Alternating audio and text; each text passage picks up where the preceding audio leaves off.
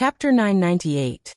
Seed of Darkness. Back on Itenes, Michael and Gaia soared through the expansive blue sky, their wings carrying them gracefully above the lush and vibrant forest below. Despite the breathtaking scenery surrounding them, Michael remained lost in his own thoughts, his mind consumed by plans and strategies to confront the gods.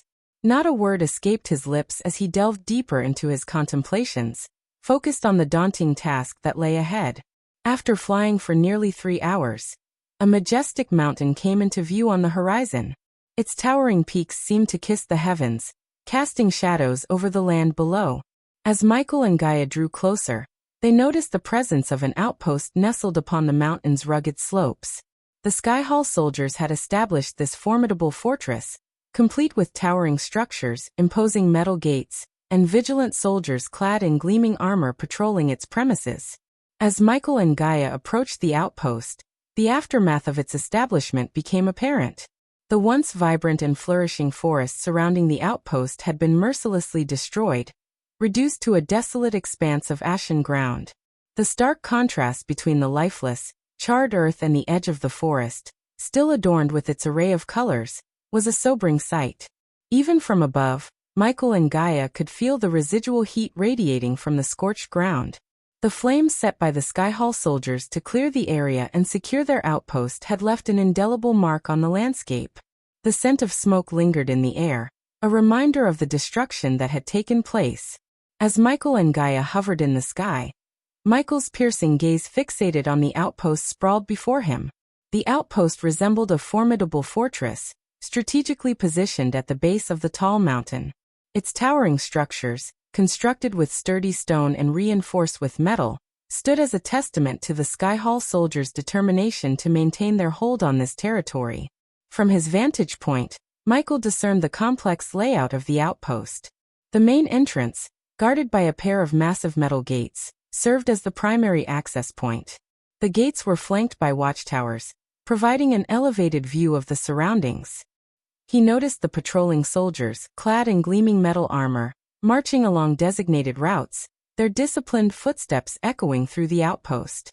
The perimeter of the fortress was encircled by a tall stone wall, punctuated by arrow slits and battlements, offering the defenders a strategic advantage. Michael's keen eyes scanned the wall, searching for any weak points or vulnerabilities that could be exploited. He noted a section where the stones seemed weathered, a potential target for breaching the defenses. Within the outpost, Michael estimated a considerable number of soldiers, their presence indicated by the bustling activity and occasional clanking of armor. The outpost was a well-guarded stronghold, a testament to the Skyhall soldiers' readiness to protect their position against any opposing force. Michael mentally mapped out the outpost, committing its structure and layout to memory. He knew that any attempt to infiltrate and confront the Skyhall soldiers would require careful planning and precise execution. These idiots appear to be complacent and unaware, Michael. We have the advantage of surprise on our side. Let's storm the shit out this outpost, Gaia suggested, her anger still simmering from the recent wedding chaos caused by Rudra. The Skyhall soldiers seemed like the perfect outlet for her pent-up frustration. However, Michael opted for a more measured approach. Just give me a moment, Michael calmly replied, conjuring a pair of drones from his storage system with a swift motion of his hand. He commanded the drones to hover discreetly above the outpost, scanning the area for additional information beyond the soldiers' sight. He also wanted to eavesdrop on the conversations among the soldiers gathered around a campfire within the outpost. While it would have been easy for Michael to obliterate the outpost simply, his primary objective was to acquire the Seed of Darkness, an enigmatic object or source of energy whose nature remained unknown to him. He needed to gather as much information as possible about the outpost and the knowledge possessed by the Skyhall soldiers before launching an attack. As an experienced hitman, Michael understood the paramount importance of preparation and acquiring even the smallest morsel of information to ensure the success of his mission. With the drones buzzing and soaring through the sky, Michael and Gaia focused intently on their earpieces, listening to the audio transmitted from the drones. As Michael and Gaia listened attentively to the transmitted audio from the drones, the soldiers' conversation around the campfire unfolded before them. I can't stand this world anymore. It's so boring. One soldier grumbled, a hint of nostalgia evident in his voice. I miss the comforts of home, the warmth of a woman's touch. Another soldier chimed in. Ah, wood elven women, they have a certain charm about them, don't they? Those ethereal features and grace. I quite liked them. A soldier scoffed. You must be joking. Wood elven women are overrated. Give me a strong dwarven lass any day. Amid their banter, another soldier interjected. Enough with your romantic escapades. Have you heard anything about the equipment needed to break down that black door in the cave? The Sky Hall is taking ages to send it. Who knows? They're probably too busy counting their riches. Another soldier replied, frustration evident in his voice. But seriously, what kind of metal is that door made of? I've never seen anything like it. A gruff voice cut through the conversation, asserting, our job is to safeguard the cave, not question the orders. The Sky Hall knows what they're doing. True, another soldier chimed in. Those wood elves are no match for us anyway. Their primitive bows and arrows won't even scratch our armor. It's laughable, really. Laughter erupted among the soldiers as they dismissed the threat posed by the wood elves. They reveled in their perceived superiority, oblivious to the impending storm that Michael and Gaia would unleash upon them. As Michael listened to the soldiers' conversation, a realization dawned upon him. The black door they spoke of, with its mysterious composition and the Sky Hall's delay in providing the necessary equipment to breach it, seemed to align with the possible location of the Seed of Darkness. A surge of excitement coursed through him, knowing that he was one step closer to achieving his goal. Turning to Gaia, he spoke in hushed tones. We have a valuable piece of information. That black door they mention might be guarding what I want. We need to be patient and strike under the cover of darkness when they least expect it. Gaia nodded in agreement, understanding the strategic advantage of waiting for the right moment. Together, they planned to unleash their assault when the nightfall cloaked their movements and the soldiers would be caught off guard. While Michael and Gaia formulated their plan, the drones continued their reconnaissance. As they scanned the surroundings, one drone came across a tent where several soldiers, not wearing their heavy armor, were busily preparing food for the upcoming dinner. Michael's lips curled into a devilish smile as he plotted a devious scheme. Look, Gaia, he whispered, his eyes gleaming with mischief. We have an opportunity to give these soldiers a special treat. With calculated precision, Michael maneuvered the drone closer to the tent, capturing footage of the soldiers handling the ingredients and preparing the meals. His mind whirred with thoughts of infusing the food with a subtle poison, a method to weaken their ranks before their ultimate assault. The information they gathered would serve a dual purpose. Not only would it provide crucial intelligence about the outpost, but it would also facilitate Michael's plan to incapacitate the soldiers without expending unnecessary energy or risking their own safety. The realization that Aitenes lacked the arch-energy or celestial energy he needed to fuel his cultivation power prompted Michael to conserve his limited resources, particularly his precious arch-energy crystals. He knew that every decision had to be strategic, and his new plan offered a means to achieve their objectives with minimal confrontation. Descending gracefully through the dense forest canopy, Michael landed gracefully on a sturdy branch of a towering tree, positioning himself and Gaia to observe the outpost from a vantage point.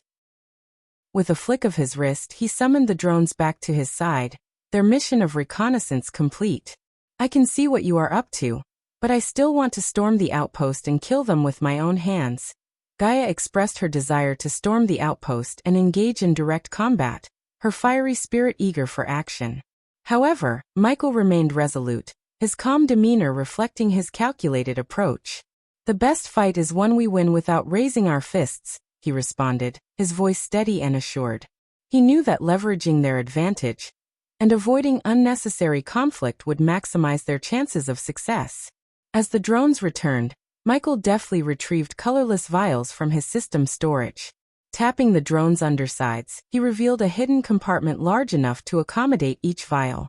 Placing the vials inside, he sealed the compartments with practiced ease. With the vials securely in place, the two drones resumed their flight towards the outpost. However, Michael knew that getting close enough to poison the boiling porridge cauldron undetected would be a challenge. He needed a distraction, and fortunately, his wife possessed a talent for creating chaotic diversions. Honey, if you may, Michael playfully requested, fully aware that using the endearment would elicit a response from Gaia. As expected, she rolled her eyes and playfully punched him on the shoulder. Even in the midst of their mission, Michael took joy in teasing her and making her angry. That sounds so cringe, I want to throw up, Gaia quipped, summoning her long bow into her hand with a swift motion. Knocking an explosive arrow onto her bowstring, she took aim at a tent situated a distance away from the food preparation area. Her intention was to create an explosion that would draw the attention of the soldiers, prompting them to rush outside to investigate. With a steadying breath, Gaia focused her aim and released the arrow.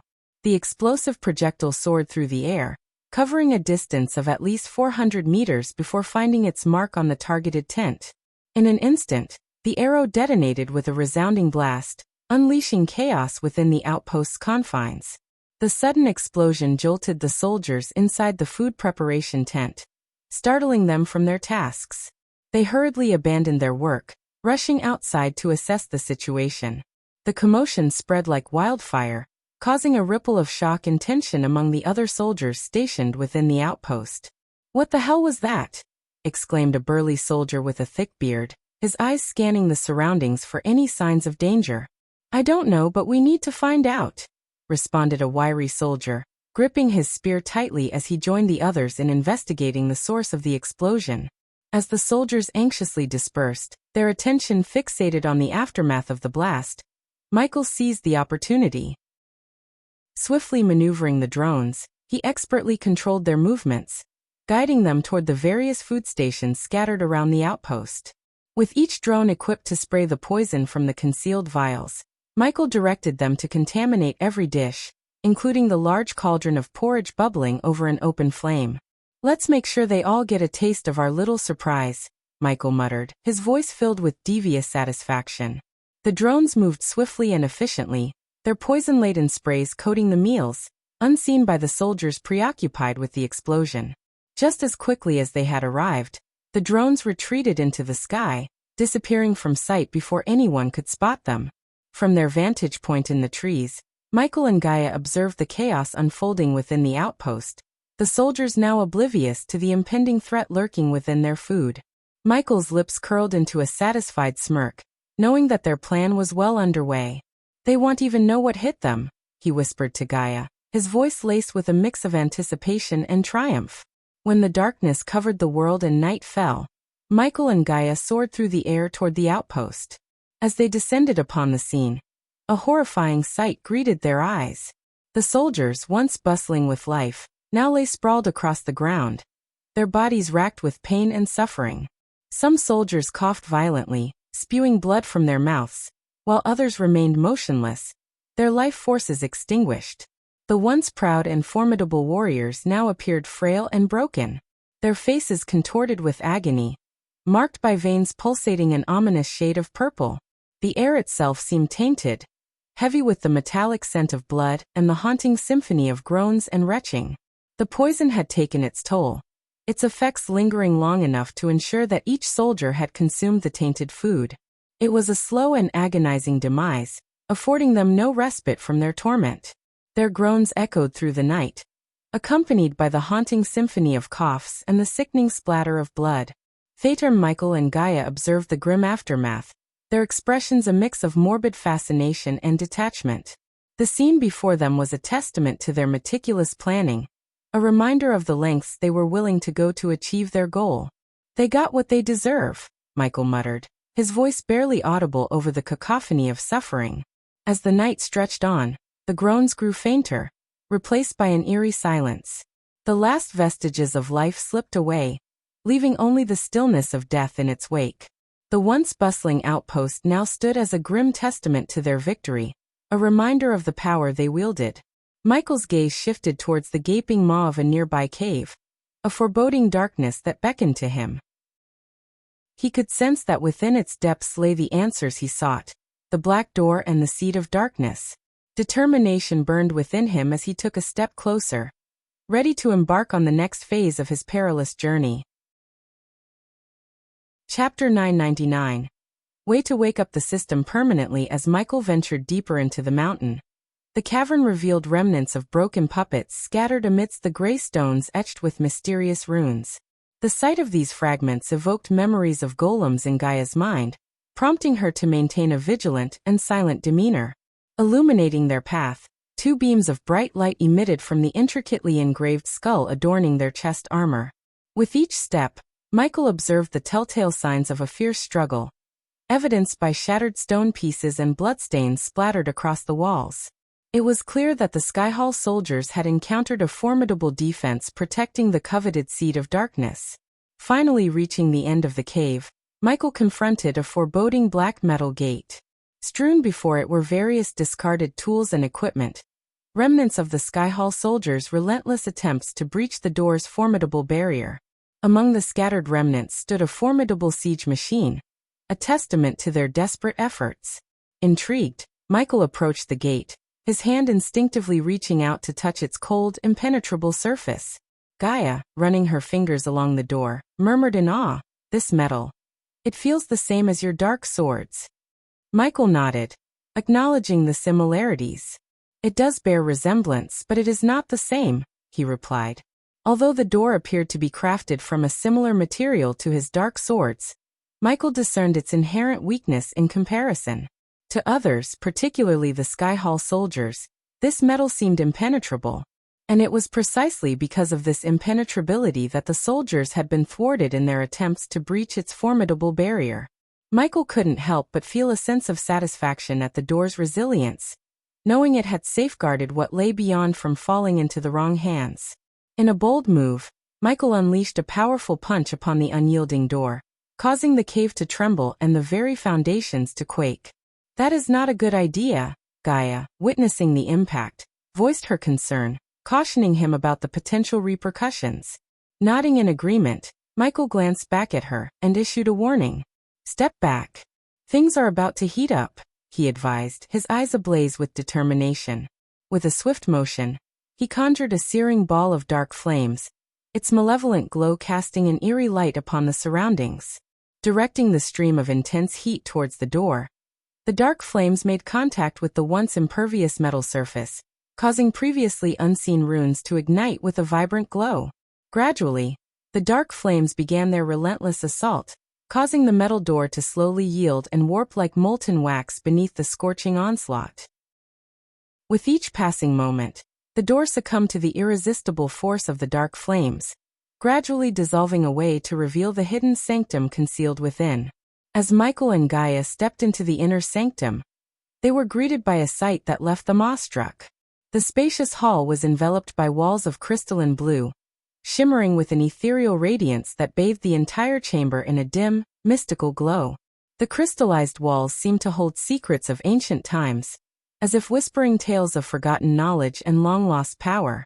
Standing as sentinels around the hall were towering metal statues, their imposing figures casting elongated shadows upon the polished floor. The statues possessed an air of ancient wisdom, their stoic gazes fixed upon the center of the hall, where a sliver of luminous energy floated gracefully above a majestic metal pillar. As Michael and Gaia ventured further into the hall, the metal black door they had melted down behind them abruptly came to life once again. The door, seemingly rejuvenated by an unseen force, closed with a resounding thud, sealing off their entry and shrouding the sanctum in an atmosphere of mystery and isolation. The atmosphere in the inner sanctum was heavy with an ancient presence, as if the very air held the essence of bygone eras. Gaia's eyes widened in awe and intrigue as she took in the sight before her. She had traversed many enigmatic ancient locations in her lifetime, but this hall possessed an indescribable quality that set it apart. It exuded an unmistakable aura of antiquity, as though it had been untouched by the passing of time. Michael, his focus unwavering, fixated his gaze on the ethereal sliver of light suspended in the center of the hall. With cautious steps, he advanced towards the radiant glow. Deep within, he knew that acquiring another seed of darkness would not be a simple task. The system had revealed that he required one more seed to ascend to the next level of his godhood, and he understood the magnitude of the challenges that lay ahead. His own armor was a seed of darkness, yet he required one more to reach the next godhood level according to the system. Just as Michael had anticipated, a resounding voice reverberated through the expanse of the hall, abruptly halting Michael and Gaia in their tracks. It was a voice that bore a resemblance to that of a woman, yet it exuded an unmistakable air of authority and supremacy. "Welcome, God of Darkness, to your first trial," the voice boomed, its power intertwining with the very essence of the hall. The imposing presence of the voice sent shivers down their spines, as an unseen force wrapped around them, rendering them immobile. The once free movement of their bodies was now stifled by the grip of this invisible paralysis. And as Michael and Gaia stood there, helpless, the commanding voice continued its address. "Speed, dear God of Darkness, is a formidable power that transcends mortal limitations," the ancient voice proclaimed with an air of wisdom. "In the realm of gods, the swiftness of movement defines the boundaries of one's might. Your mortal speed, though impressive by mortal standards, is as sluggish as a turtle compared to even the most leisurely of gods." Michael and Gaia listened intently, their bodies held captive by the unseen force that bound them. They could only absorb the words of the voice, unable to react or respond. "Before you may claim the coveted seed of darkness," the voice continued, "you must prove yourself worthy by overcoming a trial that will test the very essence of your speed. Within this ancient hall lies a path fraught with challenges designed to push your limits and unlock the swiftness hidden within you. Only then shall you be deemed deserving of the seed that holds the power of darkness." The words of the ancient voice echoed in Michael's mind, leaving him with a lingering sense of uncertainty. Why was this trial necessary now, when he had obtained the dark flames without such an ordeal? He pondered the purpose behind this test of speed, and its connection to acquiring the seed of darkness.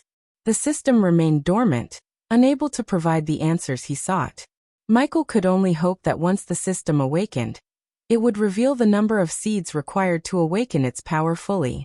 The words of the ancient voice echoed in Michael's mind, leaving him with a lingering sense of uncertainty. Why was this trial necessary now, when he had obtained the dark flames without such an ordeal? He pondered the purpose behind this test of speed, and its connection to acquiring the seed of darkness. The system remained dormant, unable to provide the answers he sought. Michael could only hope that once the system awakened, it would reveal the number of seeds required to fully awaken its power. As the echoes of the ancient voice faded, the oppressive force that had held Michael captive dissipated, granting him the freedom to move. However, Gaia remained ensnared, still trapped by the invisible grasp of the unseen power. Michael's concern for her was abruptly interrupted by a chilling rustling sound that sent a shiver down his spine. Reacting with lightning reflexes, Michael instinctively leaned back, his body contorting as an arrow whizzed past him, missing his face by a mere hair's breadth. The arrow buried itself deep into the wall, its presence a stark reminder of the dangers that lurked within the shadowy recesses of the hall. With his senses heightened, Michael scanned the surroundings, his eyes darting from one corner to another, searching for the source of the arrow and the potential threats that lay hidden within the ancient sanctum. As Michael activated his environmental scanning map, he was alarmed to detect hostile entities lurking in the vicinity. Though invisible to his eyes, he could sense their presence through the rustling sounds and the powerful gusts of wind swirling around him. His heightened senses became his guiding compass as he focused on sound and instinct. Drawing his gleaming swords from their sheaths, Michael closed his eyes, relying solely on his sharpened senses. In a swift motion, he unfurled his metal wings, their magnificent expanse shimmering in the dim light of the hall. The clash of metal against wood reverberated through the air as an ephemeral figure, crafted from the very essence of nature, materialized beside him before vanishing into thin air. A voice, both enigmatic and commanding, broke the silence. "If you are to face the pantheon, the first god they shall unleash upon you is lightning, the god of speed." With frustration brewing within him, Michael's voice rang out, filled with determination and curiosity. "Who the fuck are you?" His query hung in the air unanswered, as a new threat materialized. Reacting swiftly, Michael took cover behind his protective metal wings, the glimmering surface shielding him from an imminent attack. This time, he managed to catch a glimpse of the assailants, peculiar wooden puppets, whose blinding speed rendered them virtually invisible. "Who or what I am doesn't concern you, God of Darkness. Instead, focus on the formidable challenge before you." The puppets you currently face are mere fragments of lightning's power. Imagine the magnitude of his true form. You must grow stronger and faster, for this trial marks the beginning of your preparation for the impending battle against the gods. With each relentless strike from the invisible puppets, Michael's wings emitted sparks, bearing witness to the ferocity of their assault. Enough! But in a moment of fierce determination, Michael bellowed, commanding their onslaught to cease. Unleashing the full power of his wings, he sent the wooden puppets hurtling through the air, their hold broken. The hall plunged into an even deeper darkness as Michael invoked the death range, its ominous aura enveloping him. Dark flames swirled around him, serving as an impenetrable shield. Sensing another puppet approaching from behind, he conjured the Silene's spell, causing time to slow within a meter radius. To his surprise, even within the slowed-down zone, the wooden puppet moved with disorienting speed. Undeterred, Michael swiftly swung his sword at the precise moment, cleaving the puppet in two with a decisive stroke. After Michael cleaved through the first puppet, he focused his gaze on their cultivation stage. As he had anticipated, the puppets emitted a similar energy radiation to that of Rudra. Yet, the intensity of their radiance paled in comparison to the orc possessed by Rudra's sliver of grace. In a flurry of motion, the remaining puppets launched themselves at Michael, their movements invisible to Gaia's eyes. From her perspective, it seemed as though Michael was slashing his swords through empty air, leaving her both amazed and perplexed. As the puppets attacked Michael with astonishing speed, their wooden blades sliced through the air, aiming for his vulnerable spots. Some managed to make contact, their sharp edges grazing his body, but Michael's armor protected him from any serious harm. The metallic plates absorbed the impact, leaving only minor scratches in their wake. Unfazed by the assault, Michael retaliated with a display of his own formidable powers. With a swift motion of his swords, lightning bolts crackled and surged forth from their tips, striking the puppets with electrifying force. The bolts of electricity coursed through their wooden bodies, causing them to convulse and malfunction. Simultaneously, Michael invoked the Silene's spell once again, creating a localized distortion of time within his immediate vicinity. The slowed-down world granted him enhanced perception, enabling him to dodge the lightning-fast attacks of the remaining puppets with deft precision. His eyes, shining with a dark energy, emitted beams that pierced through the air, disintegrating the puppets in their path. The destructive power of his gaze left trails of dissipating darkness, marking their annihilation. But Michael wasn't finished yet. Drawing upon his inner reservoirs of power, he conjured the Ring of Flames. Black-colored flames erupted from his outstretched hands, forming a fiery vortex that engulfed the area around him. Waves of scorching heat radiated outwards, disintegrating any remnants of the puppets that dared to approach. The battle raged on, an intricate dance between the god of darkness and the seemingly invincible puppets. Michael's movements were fluid and precise, his attacks calculated and devastating. With each passing moment, the puppets dwindled in numbers, their wooden bodies succumbing to the relentless onslaught. The air crackled with energy, illuminated by the flashes of lightning, while the echoes of clashing metal and the roar of flames reverberated throughout the ancient hall. As frustration swelled within Michael, he could no longer contain his pent-up emotions. His voice thundered through the hall. "I am sick of fighting these pointless battles." With a surge of power, he stomped the ground with such force that the very earth quivered beneath him. Cracks spread across the ground like a web, disrupting the puppets' stability and throwing them off balance. Seizing this golden opportunity, Michael propelled himself forward, his speed augmented by his determination. He sprinted towards the shimmering sliver of bright energy that hovered at the center of the hall. With outstretched hand, he reached out and clasped it tightly within his grasp. As his fingers closed around the pulsating sliver, a surge of energy coursed through Michael's body. It was as if he had tapped into a wellspring of power that resonated with his very essence. The radiance of the energy seeped into his being, empowering him with renewed strength and resolve. The puppets, momentarily stunned by the ground-shaking impact and their sudden loss of balance, struggled to regain their composure. But it was too late. Michael's swift and decisive action had secured the coveted sliver of energy, a crucial step towards his ultimate goal. The moment Michael touched the sliver of energy, He felt a gush of hot wave in his body. Soon he heard the system's voice. Absorbing lightning sliver of grace, absorbing energy, converting the grace energy into experience points. Experience points converted 200,000. Experience points converted 600,000. Congratulations to host Michael for leveling up. The current stage is half celestial stage level 3. The system absorbed the energy like crazy, and the more the system absorbed the energy from the sliver of grace, the weaker the puppets became and fell to their demise.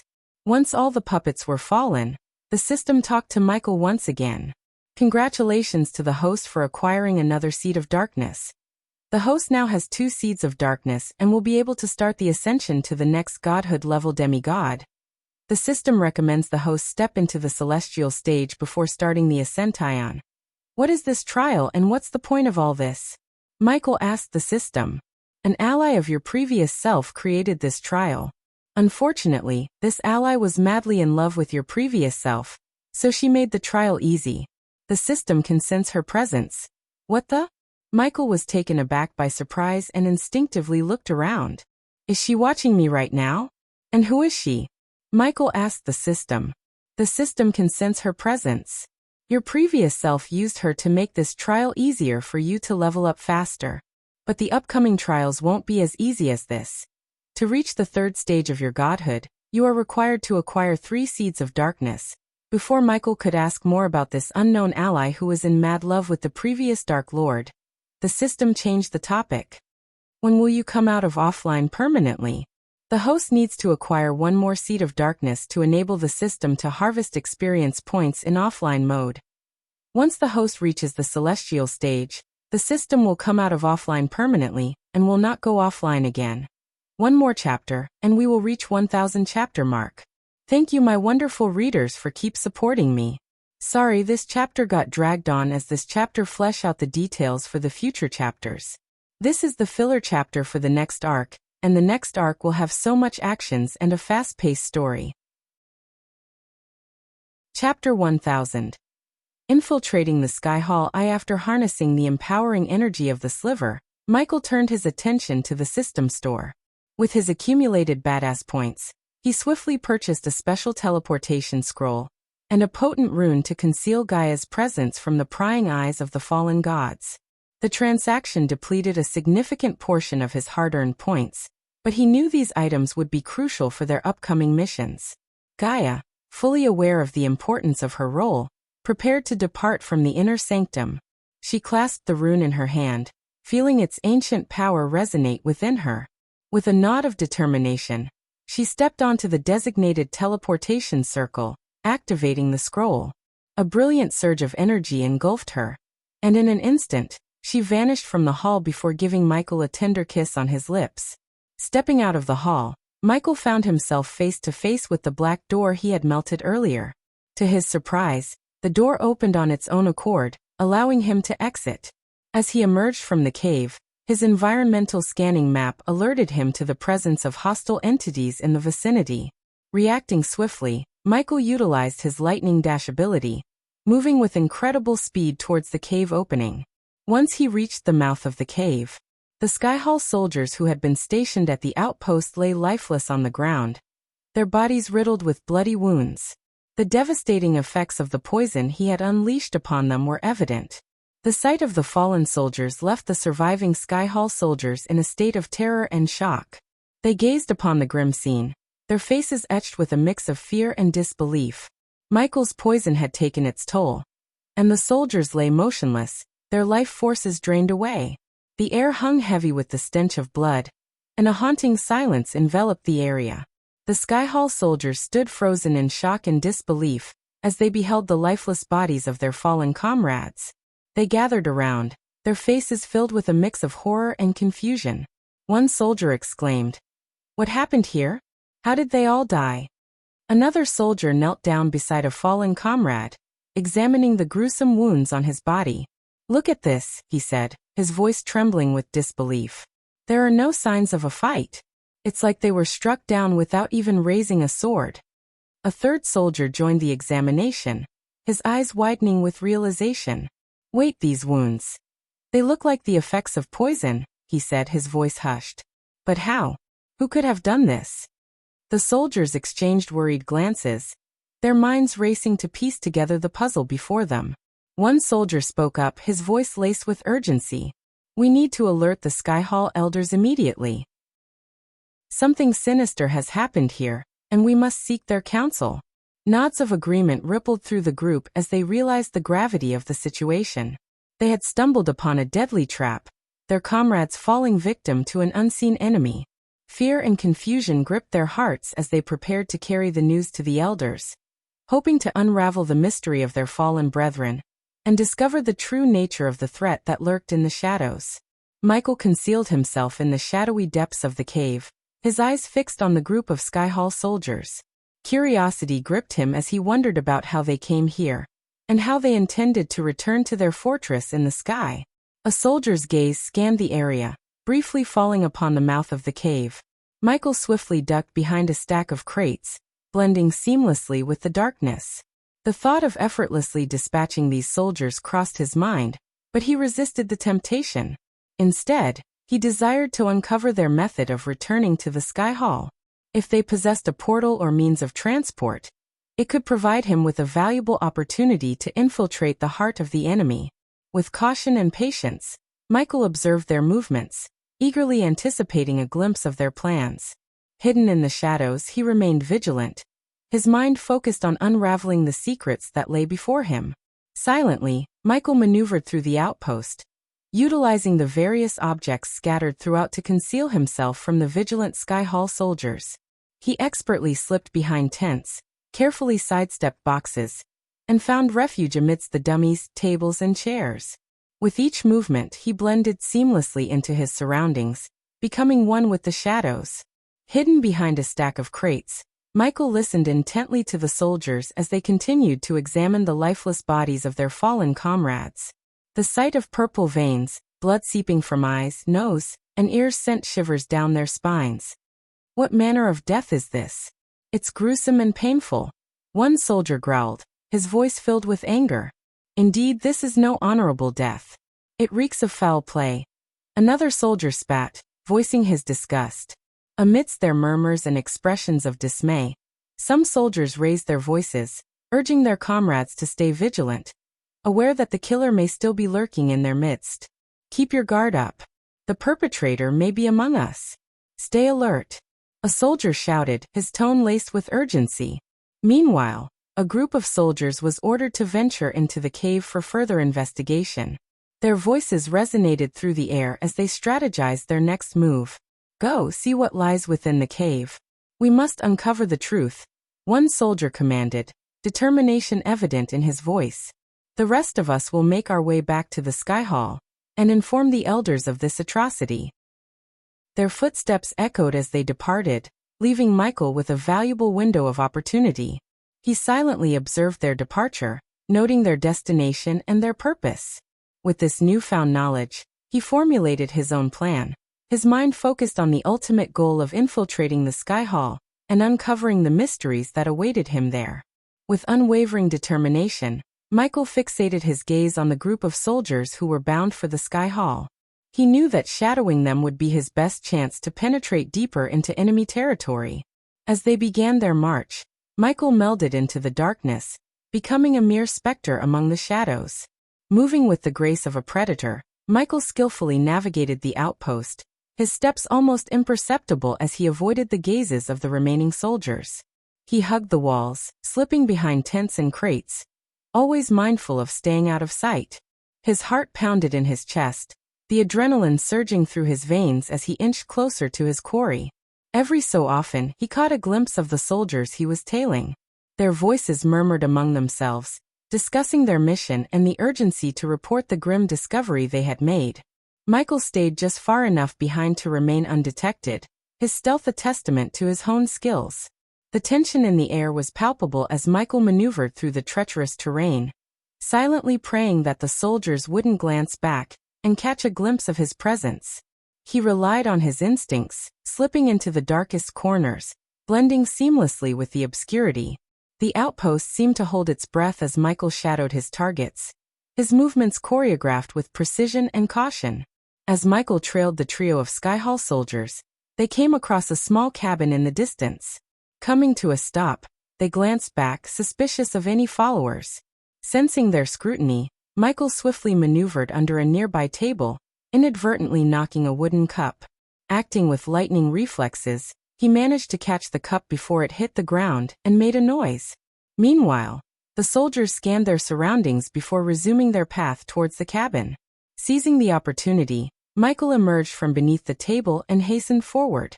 Approaching the cabin's entrance, Michael positioned himself outside and discreetly eavesdropped on the soldiers' conversation. "He won't be pleased with this," remarked one soldier from inside. "I still think we should return after uncovering the source of these killings. Going back empty-handed could land us in serious trouble," complained another soldier. As he listened intently, Michael retrieved his trusty 8-legged spider and discreetly sent it into the cabin through a narrow crack beneath the door. Observing the scene through the spider's camera feed, Michael caught sight of the 3 soldiers within the cabin. "No way. We have to inform him immediately." "Let's activate the portal," insisted the brown-haired Skyhall soldier. With mere seconds, or at best a minute, to make a decision, Michael weighed his options carefully. Killing the 3 soldiers might sever his only chance of reaching the Skyhall. Until now, he had been clueless about the actual location of the Skyhall headquarters, and he lacked the necessary power. However, things had changed, and he now possessed the strength and perhaps an opportunity to enter the heart of the enemy. Yet, if he wasted time without eliminating the soldiers, they could vanish from his sight, leaving him in the dark. Michael had only a few precious seconds to uncover their plan for reaching the Skyhall. Fortunately, luck was on his side as he witnessed one of the Skyhall soldiers retrieve a silver coin from his pocket. The copper coin bore a striking resemblance to the one he had taken from Jacobus' brother. Read Chapter 838 to refresh your memories about this copper coin.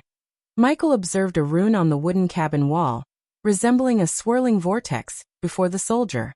Though he wasn't a rune master, his experience with Eladir had granted him some knowledge. It seemed that the coin needed to be placed on the rune to activate a portal, the probable means of teleportation. However, the predicament lay in the fact that if the soldiers placed the coin on the rune, they would be whisked away, leaving Michael with no means of reaching the Skyhall. To prevent this, he swiftly cast the Silenes spell, causing time to slow down within a confined bubble encompassing him and the soldiers. With the soldiers frozen in time, Michael sprang into action. He deftly unsheathed his dark sword from his back and swiftly severed the hand of the soldier holding the copper coin. The slowed time prevented blood from spraying or the soldier's scream from escaping his lips. Michael then swung his sword again, beheading the soldier, while simultaneously releasing a bolt of lightning from his outstretched finger, piercing the skull of the second soldier. With a swift motion, he cleaved the 3rd soldier in half with his sword. As the 3rd soldier perished, time resumed its normal flow, revealing the brutal aftermath in real time. Blood sprayed from the severed hand and neck of the 1st soldier, while his decapitated head flew through the air. The 2nd soldier fell lifeless, a small wisp of smoke rising from the center of his forehead, indicating where the lightning bolt had struck. The 3rd soldier lay on the ground, bisected, blood staining the cabin red. However, not a single sound escaped, and no reinforcements rushed to their aid. The coin soared through the air, effortlessly caught by Michael's outstretched hand. Without wasting a moment, he pressed the skull-shaped engraving at the center of his armor. In a mesmerizing display, the armor began to shrink, folding in on itself until it vanished completely, leaving behind only a small skull. This remarkable ability was a testament to Michael's exceptional forging skills and his unique inventor trait. Swiftly, Michael stowed the skull into his system storage, a hidden compartment capable of holding various items. He then knelt beside the fallen soldier, the one whose head had been pierced by the lethal lightning bolt. Purposefully, he chose not to employ his dark sword, as he had a different plan in mind. With practiced efficiency, Michael stripped the soldier of his garments and carefully donned the soldier's silver armor atop his own attire, meticulously blending into the guise of a Skyhall soldier. Then, he took out a pale brown potion from the system storage and drank it in one gulp. "I'm coming for you, Skyhall," Michael muttered, a fierce determination burning in his eyes. With a hint of anger flickering, he confidently positioned the coin on the shimmering rune. In an instant, a brilliant light erupted from the rune as the coin made contact, whisking Michael away from the cabin in a flash of teleportation. We have reached the mark of 1,000 chapters and I couldn't be happier. Thank you all for keep supporting me, and I pray and wish for your continuous support. Now where are my super gifts and awesome other gifts? Wink wink shamelessly. Chapter 1001. Infiltrating the Sky Hall 2 in an instant, Michael found himself standing in a vast hall that made him feel incredibly small. The sheer size of the hall was awe-inspiring, with a towering ceiling that could easily accommodate a 10-story building. As he entered the Sky Hall, Michael noticed that the potion he had consumed had caused his beard to grow thick and bushy, and his hair had lengthened into flowing black locks. Although venturing into the heart of the enemy without any prior knowledge was undeniably risky, Michael saw it as a golden opportunity to gather valuable information, and if he was fortunate, disrupt their operations from within. Gathering his wits, Michael began to walk with purpose, attempting to blend in as if he belonged there. His destination was the sole door located at the far end of the expansive hall. To his surprise, there were no soldiers present in this immense space. However, his curiosity was swiftly satisfied when a group of soldiers materialized out of thin air, utilizing the power of teleportation. This group consisted of 5 soldiers, burdened with an intriguing ancient coffin. The coffin itself had an unmistakable air of antiquity, adorned with intricate runes etched in an unknown language. Weathered cracks marred its surface, and a layer of mud clung to its exterior. Demon body, Michael whispered to himself, recalling the memories of Sky Hall angels unearthing caskets containing demons' remains and transporting them to this very place. Now he had confirmation that this was the destination for those eerie coffins. As the group of soldiers carried the heavy coffin, Michael observed them closely. Their entire bodies were covered in gleaming silver armor, with only narrow eye openings in their helmets, preventing Michael from seeing their faces. "Hey you," one of the soldiers suddenly called out, his gaze fixed on Michael. "Come here," the soldier ordered, prompting Michael to swiftly comply. "Give us a hand. This thing is ridiculously heavy," the soldier requested, and Michael inwardly sighed with relief. Nodding in agreement, Michael positioned himself at the back of the coffin and grasped it firmly. To his surprise, the coffin proved to be exceptionally weighty, confirming why these fusion stage soldiers required additional assistance. Unbeknownst to them, Michael intentionally concealed his true cultivation stage, disguising himself as a mere soul-refining stage soldier. It was crucial to maintain his cover, as revealing his half-celestial stage power would immediately expose his true identity. Even though the coffin was light as a feather to Michael's immense strength, he purposely pretended to struggle, exerting effort as if it were a formidable task. He lifted the coffin alongside the others, maintaining the facade. "Fatem, which outpost were you stationed at?" one of the armored soldiers inquired, curious about Michael's assignment. "I was stationed at the outpost in Itenes," Michael replied, listening attentively as the armored soldiers let out sighs of envy. "Damn lucky bastard. We were out there in demons' graves, tirelessly digging for these cursed things," another soldier grumbled, revealing their arduous duty. "Not so lucky, I'm afraid. Before our rotation, someone mercilessly killed the soldiers who were stationed there. I was on my way to inform the elders." Michael lied convincingly, portraying a loyal soldier deeply affected by the shocking incident. "What? Why didn't you mention it earlier?" one of the armored soldiers exclaimed, clearly taken aback by the revelation. "All right, the toxic removal room is just over there. Once we place this coffin there, you can go and inform the elders," another soldier instructed, pointing towards their destination. Internally, Michael despised this risky plan. He had no knowledge of the layout or security measures in this place, making it a leap of faith. He relied solely on his adaptability, and the teleportation scroll safely stored in his system storage, serving as a potential means of escape if things took a turn for the worse. This was the first time Michael had ventured into such perilous territory, fully aware of the stakes involved. Michael nodded in acknowledgement, observing the soldiers hasten their steps.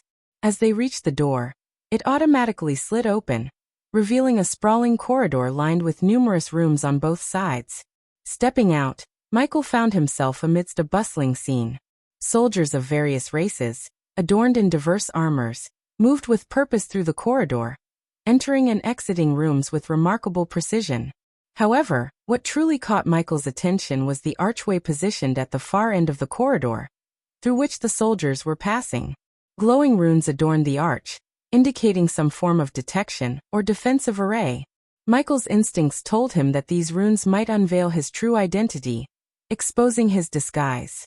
He swiftly assessed the situation, his mind working at its peak as he devised a new plan to navigate through the potential threat. As the armored soldiers continued carrying the coffin, they approached a room labeled Toxin Removal. "Remember, don't mention that we kept you here, all right?" one of the soldiers cautioned. "Of course not. We soldiers have to stick together, right?" Michael responded, skillfully manipulating their emotions. Although his words were calculated, they held a deeper purpose. Having observed the angels handling the coffins during the excavation, Michael deduced that these armored soldiers were likely under their command. If the angels had been directly involved, he would have witnessed their presence. Dressed as a foot soldier himself, Michael sympathized with his companions, reinforcing a sense of camaraderie. Fortunately, his manipulation proved successful, and the soldiers opened the door. To Michael's astonishment, instead of a mere room, he beheld a vast warehouse stretching before him. Countless coffins were meticulously stacked within, numbering in the hundreds or even thousands. At the far end of the room, he noticed a tubular structure, from which an invisible force lifted the coffins, propelling them along the tube-like pathway.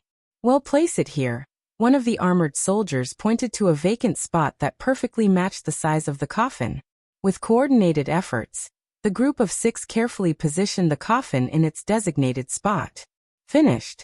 Now well, return to the demon's grave, and you can inform your elder," stated one of the soldiers, to which Michael nodded in agreement. Walking alongside the soldiers, Michael seized the opportunity as they approached the door. Swiftly, he retrieved a small metal plate from his belongings and discreetly inserted it between the door and its frame, ensuring that it wouldn't close completely. The soldiers remained oblivious to his actions, and as they reached the corridor, they expressed their gratitude to Michael for his assistance before proceeding back towards the door they had initially come through. Once they were out of sight, creating the impression that he would fulfill his supposed duty of informing the elder, Michael surveyed his surroundings cautiously. Confirming that he was alone, he reopened the door and re-entered the coffin warehouse. Closing the door behind him, Michael activated his X-ray vision, granting him the ability to see through the coffins. As expected, each coffin contained the skeletal remains of demons. Michael's face contorted with a mixture of surprise and concern. They must have some sinister plans involving these bodies. "If only I had a means to teleport them elsewhere," Michael muttered to himself. However, he recognized that his current abilities did not grant him such power, at least until the system was restored. Aware of the limited time he had before someone might stumble upon the room, Michael sprang into action. He swiftly retrieved a handful of spiders and strategically launched them toward the upper walls and concealed corners of the room. These spiders would function as his personal surveillance cameras, transmitting live footage to the dark castle and his tablet. After deploying more spiders to gather valuable information, Michael hastened toward the tubular structure that served as a pathway to another location.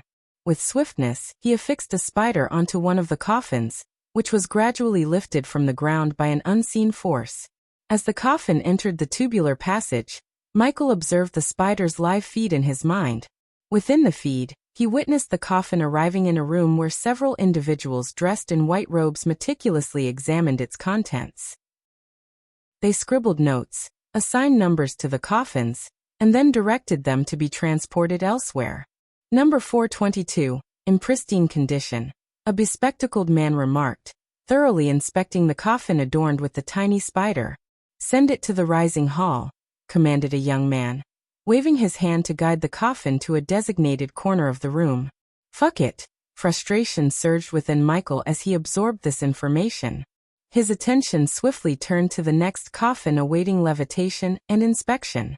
Without hesitation, Michael swiftly slid open the top of the coffin, allowing ancient dust and trapped air to escape into the surroundings. Within, he discovered the skeleton of a demon. Realizing time was of the essence, Michael made a split-second decision. He leaped into the coffin and swiftly closed its lid, ensconcing himself within its confines. After a few moments, Michael sensed the coffin being lifted from the ground, smoothly gliding through the tubular passage. So far, everything was proceeding without a hitch, and he silently prayed for this streak of good fortune to persist. As the coffin reached the subsequent room, the young man proceeded to examine its contents. From within the coffin, Michael could audibly hear and visually witness the unfolding events, thanks to the spider serving as his eyes and ears. Number 423, in mint condition, the young man remarked, jotting down meticulous notes and affixing a number to the coffin, just as he had done previously. Send this one to the rising hall, he directed, finalizing his assessment. Inside the confines of the coffin, Michael regulated his breathing and slowed his heartbeat to ensure his survival in the cramped space. As an undisclosed amount of time passed, a sudden and deafening bell echoed throughout the hall. Through the eyes of the spider, Michael witnessed a burst of red light illuminating the room.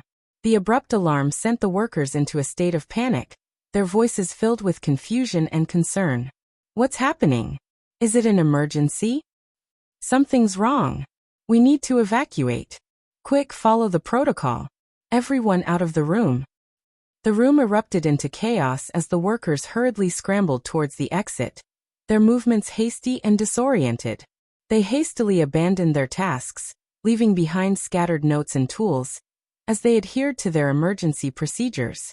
The air filled with a sense of urgency and apprehension, with anxious voices overlapping and the sound of hurried footsteps reverberating throughout the room.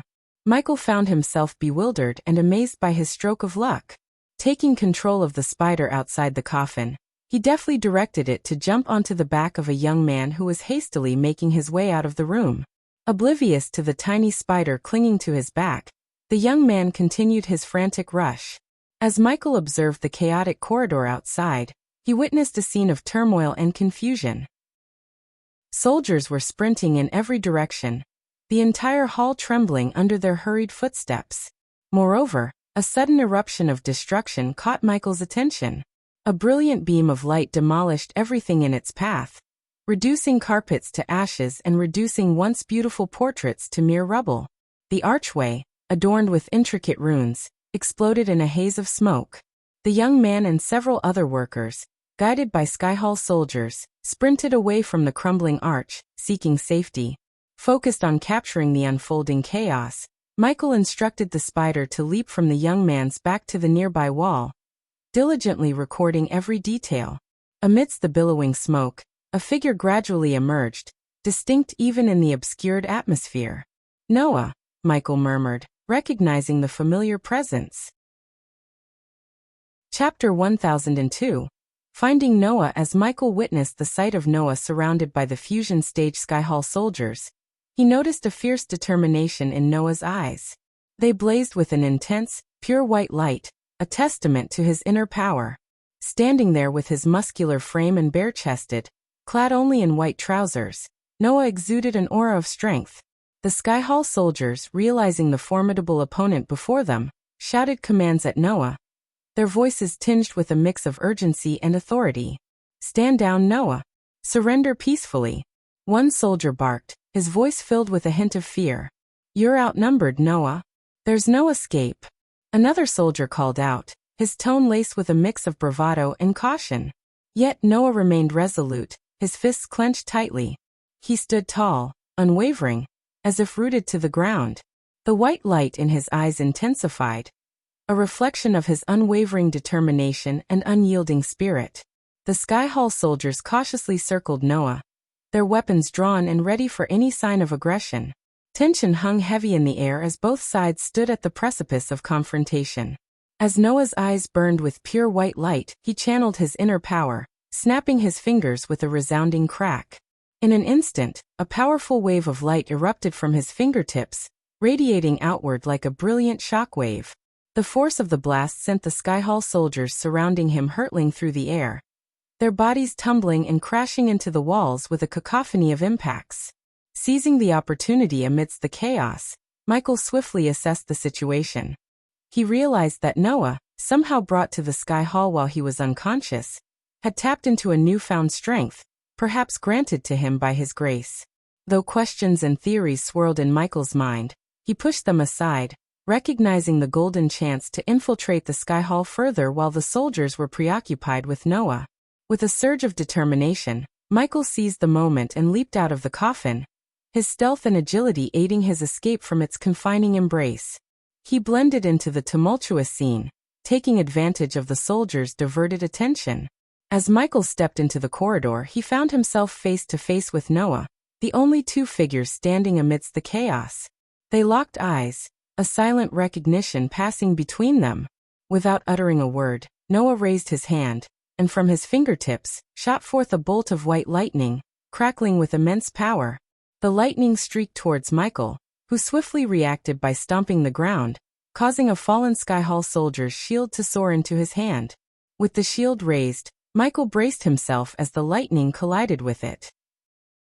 The impact sent a jolt of force rippling through Michael's body, pushing him back several steps. Fatem in the brief moment of respite, Michael wasted no time. He seized the opportunity and with quick thinking, snatched up a gleaming golden spear from the ground. Infusing his own energy into the weapon, he hurled it toward Noah. However, Noah responded with another surge of white lightning.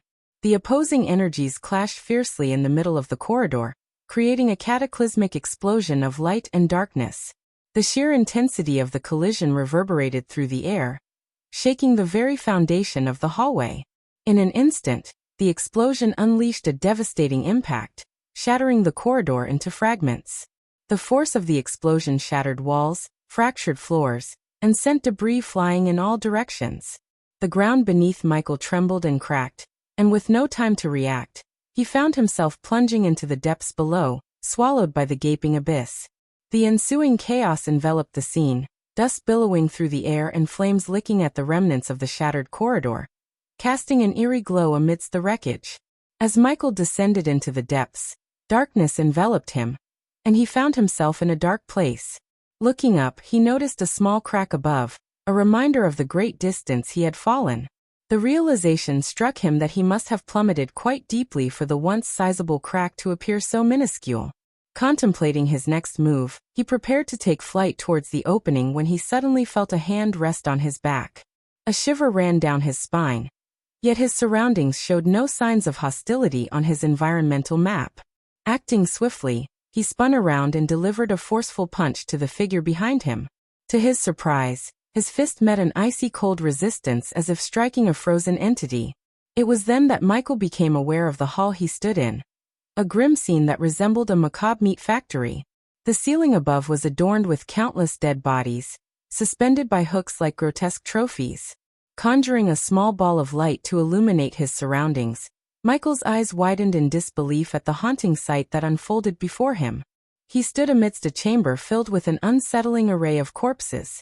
Overwhelmed by shock, he aimlessly ventured forward, his mind struggling to comprehend the reasoning behind the Sky Hall's collection of these lifeless forms. As he wandered through the eerie expanse for what felt like an eternity, his senses were further assaulted by an even more chilling discovery. Among the rows of bodies, he caught sight of a fallen Guardian Guild member, their silver armor still adorning their skeletal remains. The symbol of the Guardian Guild, etched on the chest plate, stood as a grim reminder of the once noble purpose this fallen warrior had served. The body appeared burnt and mutilated, a missing limb serving as a testament to the brutality it had endured. As Michael ventured deeper into the Hall of Death, the air grew heavy with the distinct metallic scent of blood. It permeated the space, creating an atmosphere of dread and morbidity. Each lifeless body within the chamber appeared eerily frozen, preserved in a macabre tableau. Their vacant eyes stared into nothingness, frozen expressions of despair etched upon their faces. The grisly display of bodies hanging from hooks suspended by bars above was a harrowing sight to behold. The hooks had been ruthlessly driven into the necks of the deceased, transforming them into grotesque marionettes dangling grotesquely in the dimly lit chamber. The cold, lifeless forms swayed ever so slightly, casting ghostly shadows that danced along the walls. As Michael's gaze wandered among the macabre scene, his heart sank with a growing realization. The fallen guardians, Their armor, once a symbol of honor and protection, now served as a haunting reminder of the devastation he had unwittingly caused. It became evident that these were the very guardians he had fought against, the ones who had perished when he unleashed destruction upon the Guardian Guild. Michael quickly established contact with his loyal servant, Eladir. It was unusual for Michael to reach out to Eladir instead of his trusted demon butler, Azazel. However, Azazel had been inaccessible since his arrival in Itanes, leaving Eladir as the next best option. "Eladir, it's urgent," Michael began, his voice filled with a sense of urgency. He wasted no time in relaying the gravity of his discovery. "Use your mirror and witness what I've stumbled upon." With the spider on his neck capturing every detail, Michael transmitted the live feed to Eladir's mirror, ensuring that his loyal servant could witness the shocking scene. Eladir took a moment to process the incoming stream, and as the images unfolded before his eyes, a gasp of disbelief escaped his lips. The sheer horror of what he was witnessing rendered him momentarily speechless. He couldn't fathom the depths of the atrocities that lay within the Sky Hall. "My lord, where are you?" Eladir's voice trembled, his shock palpable even through the communication device. "Sky Hall," Michael replied, his tone revealing the weight of the situation. The silence that followed spoke volumes, as Eladir's mind grappled with the magnitude of the revelation. Time was of the essence, and Michael knew it. "We don't have much time for discussion," he declared in a resolute tone. "Record everything I see." Concern for his master's safety welled up within Eladir. "My lord, you must escape that place. The dangers are unknown, and we lack knowledge of the layout and security measures in the Sky Hall," he urged, his primary concern focused on Michael's well-being. But Michael's determination remained unyielding. "No. This is a rare opportunity to infiltrate the Sky Hall. Something sinister is unfolding within its walls. They have plundered the Nether Realm, then collected demons' corpses from demon graves, and now they amass these corpses. I cannot allow this army of the undead to be raised against me," he explained, his voice tinged with a sense of responsibility and the urgency to take action. Michael understood the immense potential the dead bodies held. If given the chance, he could have sent them to Dalar, where they could be transformed into an obedient undead army, serving him faithfully. However, without the means to do so, he couldn't allow the Sky Hall to exploit these bodies and create their own formidable force. "I know the Sky Hall all too well," Michael replied, acknowledging Eladir's concern. "They will undoubtedly turn these corpses into undead beings or something even more sinister," he added with a heavy sigh. Realizing the imminent threat, Michael was resolute in his decision. "That's precisely why I must destroy these bodies," he declared. While he didn't want to obliterate the demon bodies, given their rarity and potential value, he needed to find a way to utilize them to turn the tides against the Sky Hall once the system came online. Without wasting any time, Michael retrieved a container filled with highly flammable liquid from his system storage. He hurled the container into the air, causing it to burst open, and unleashed a bolt of lightning from his fingertips. The resulting explosion sent the liquid raining down upon the lifeless bodies below, thoroughly drenching them in the volatile substance. Satisfied that every body had been soaked, Michael sought an exit and discovered a door leading to an unknown hall. Before venturing further, he activated his X-ray vision to scan the next hall, revealing no signs of life. However, the absence of life was not enough to put his mind at ease. This place had shocked him repeatedly, and he remained prepared for any unexpected encounter. With a firm twist, Michael broke the lock and swung the door open. Simultaneously, he flicked his finger toward the drenched bodies, igniting a slender flame that danced through the air. Upon contact with the flammable liquid, the flame instantly erupted into a raging fire, engulfing the dead bodies in its relentless embrace. The crackling of flames filled the air, accompanied by the acrid scent of burning flesh, as the inferno consumed the corpses with a ferocity akin to a wildfire.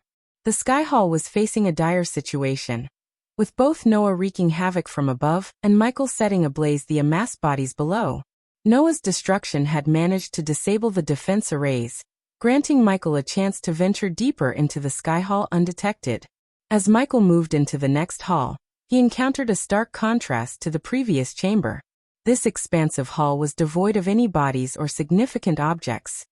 It stood empty, an open space stretching out before him. Suddenly, the echoing sound of hurried footsteps reached Michael's ears. Reacting swiftly, he propelled himself off the ground with a single powerful leap, effortlessly scaling the walls to position himself on the ceiling, much like a spider observing its surroundings. From this vantage point, he watched as several soldiers, donned in dark armor, rushed into the hall with urgency. As the soldiers rushed into the hall, their footsteps echoed through the empty space. Their urgent voices filled the air as they realized the gravity of the situation. The leader of the group, distinguished by the golden lines adorning his black armor, barked out orders with authority. "Move quickly. We have a fire to extinguish," the leader commanded, his voice resonating with a sense of urgency. The soldiers hurriedly made their way toward the next chamber, their voices blending in a chorus of confusion and concern. "How did the fire start?" one soldier questioned, his voice tinged with bewilderment. "Could it be from the battle above with Noah?" suggested another soldier, trying to make sense of the situation. Amidst the rush, a soldier dared to question the decision of the Sky Hall elders. "Why did the elders keep Noah's presence hidden from us? If we had known, maybe we could have been better prepared," he exclaimed, frustration lacing his words. The higher-ranking soldier, displaying unwavering resolve, swiftly shut down any thoughts of questioning. "There is no time for that now. Our priority is to put out this fire and secure the Sky Hall. We can't waste time pondering the elders' decisions," he declared, emphasizing the need for immediate action. Their hurried voices echoed through the hall as they moved closer to the chamber, unaware of the raging inferno that awaited them. As Michael observed the soldiers rushing towards the chamber, where the fire consumed the bodies, a sinister figure entered the room. This man was adorned in a dark gray garment, complemented by black gloves and boots. His appearance sent shivers down the spine, for his face exuded an aura of pure malevolence. The man's bald head gleamed under the dim light, accentuating his skeletal features. His thin, almost emaciated visage lacked any semblance of flesh, with thin brown skin stretched tightly across his skull-like face. The man's yellowed teeth, crooked and stained, added to his eerie countenance. His sinister presence was accentuated by the absence of eyebrows, leaving his eyes cold and piercing. As he arrived in the hall, he took a moment to sniff the air, his senses attuned to the scent of death that permeated the space. "I smell death in here," the man spoke, his voice sending a chilling shiver through the air. Chapter 1003. Cruelty of the Sky Hall. Michael clung to the ceiling, his gaze fixed on the bald and eerie man as he scanned the hall. With a sudden movement, the man's eyes flicked upward, but to his dismay, he found nothing but empty space above. Michael, swift as a spider, had deftly evaded his gaze. Meanwhile, the soldiers returned to the hall, carrying a lifeless body with them. The rest of the soldiers remained busy, attempting to cast spells and activate safety runes in an effort to extinguish the fire. However, their efforts proved futile against the flammable liquid that Michael had drenched the bodies with. The flames continued to dance and rage, defying all attempts to be subdued. The soldiers carefully laid the charred body on the ground, its once vibrant form now reduced to a blackened husk. Smoke curled upwards from the smoldering remains, filling the air with an acrid scent that hung heavy in the hall. Ashes fell gently, cascading down like black snowflakes, remnants of what once was. It was a stark reminder of the destructive power that had been unleashed upon the corpses in the adjacent chamber. The flames had consumed them with an intensity that left no trace of their former selves, transforming them into mere ashes and smoke. The creepy man crouched down beside the burnt body, his nose almost touching the charred flesh. It was an eerie sight, reminiscent of a predator savoring its prey. Even though the soldiers wore heavy armor that concealed their expressions, the tension in the air was palpable, and Michael sensed their discomfort. Unexpectedly, the man sniffed the entire length of the body, his actions resembling someone indulging in a forbidden pleasure. This sent a shiver down Michael's spine, as he watched from his vantage point on the ceiling. "I smell something. Something peculiar. A primordial flame." The man spoke, his words carrying a strange mix of curiosity and anticipation. His revelation startled Michael, leaving him intrigued and unnerved. One of the soldiers, attempting to shed light on the situation, spoke up. "Elder, Noah used his primordial flames during the battle above." The man paused, his brows furrowing as he considered the soldier's words. "I don't detect Noah's presence in these bodies. This is the work of another force entirely. There's no point in trying to extinguish the fire. It's beyond our control. Someone has dealt a devastating blow to Elder Gravesinger's operation," he concluded, rising to his feet with a sense of urgency and purpose. Michael absorbed their conversation, realizing the gravity of the situation. It seemed that his actions, combined with Noah's fiery display above, had disrupted the Sky Hall's plans. Despite the risks involved, Michael felt a sense of satisfaction for successfully infiltrating the Sky Hall. Not only had he thwarted their plans of building an army, but he was also gaining insights into the strength of the Sky Hall. The creepy elder's presence confirmed his suspicions. This elder possessed immortality, making him a formidable adversary. However, something about the elder's demeanor unsettled Michael, creating a deep sense of unease. "Now, it is time for someone to be held accountable for this grave loss," the elder commanded the two soldiers standing before him, his voice sending a chilling shiver down Michael's spine. The elder's words held an ominous weight, as if someone would soon face dire consequences for their failure. Michael observed the scene from above, remaining hidden, and sensed the soldiers' uneasiness as they received their orders. The two soldiers retrieved a small orb from their pockets, which fit snugly in the palm of their hands. With a sense of urgency, they activated the orb, causing it to glow and pulsate with a vibrant energy. Michael watched as the orb illuminated the room, casting an ethereal glow across the hall. Suddenly, a voice emanated from the orb, resonating with a faint echo. "Squadron 12, report to the Hall of Runework immediately," the voice commanded, its urgency evident. Michael listened intently, hidden from sight, as the voice continued. "Most of the squadron is injured from their encounter with Noah. Proceed with caution." The creepy elder's eyes narrowed, a sinister smile playing across his face. "Send all of them, regardless of their injuries," he declared in a bone-chilling tone, relishing the opportunity for further mayhem. Moments later, a group of 6 soldiers entered the hall, adorned in tattered silver robes that bore the marks of their battle with Noah. The robes were torn, bearing scorch marks and stains of blood. Fatigue weighed heavily upon their features, their bodies marked with bruises, and their hair disheveled from the intensity of their recent struggle. The soldiers stood before the elder, their weary gazes meeting his malevolent stare. The tension in the air was palpable as the elder prepared to address them, his voice dripping with a twisted enthusiasm for the impending task at hand. The elder's eyes narrowed further as he stared at the soldiers, a chilling aura surrounding him. "Explain yourselves," he demanded, his voice laced with an unsettling mix of anger and curiosity. "Why did you leave your posts where you were supposed to guard the corpses for Elder Gravesing?" The soldiers, trembling with fear, stuttered in their response. We heard commotion above and went to investigate," one of them managed to utter, his voice quivering. We found Noah and we fought him to try and stop him." The elder's eyes gleamed with a sinister light as he circled around the soldiers, sniffing the air around them as though he was enjoying the fear in the air. "And were you able to stop Noah from escaping the Sky Hall?" he asked, his voice dripping with anticipation. The soldiers, their voices barely audible, whispered in unison, "No." A devilish chuckle escaped the elder's lips as he continued to circle the soldiers, his presence oozing malevolence. "Then what was the point of leaving your post?" he hissed, relishing in their fear and despair.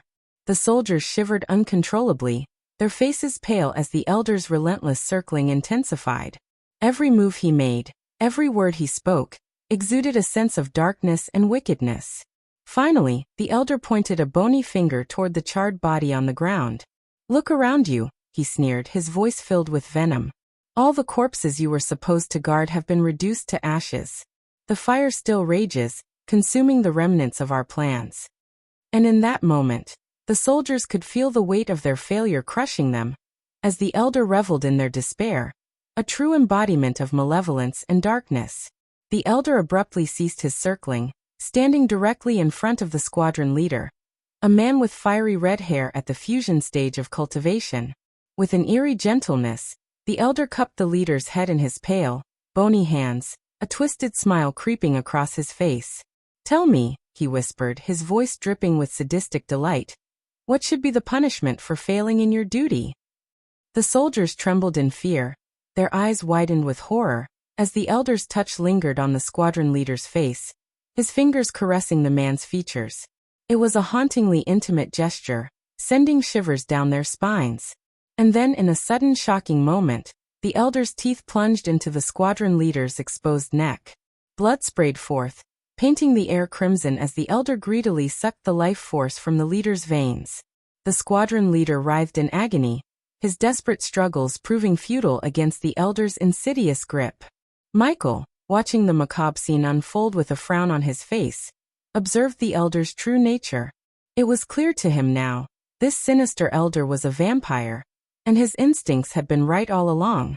But for now, Michael remained hidden on the ceiling, watching the elder indulge in his dark feast, his mind focused on his mission and the greater threat that awaited within the depths of the Sky Hall. As the elder continued to drink the lifeblood of the squadron leader, a sudden burst of light erupted throughout the hall. Runes inscribed on the walls and floor ignited, their ethereal glow casting an eerie illumination. Simultaneously, a deafening alarm blared, its piercing sound resonating through the chamber. Michael recognized the familiar robotic voice he had heard earlier from the orb, echoing through the hall. "Intruder alert.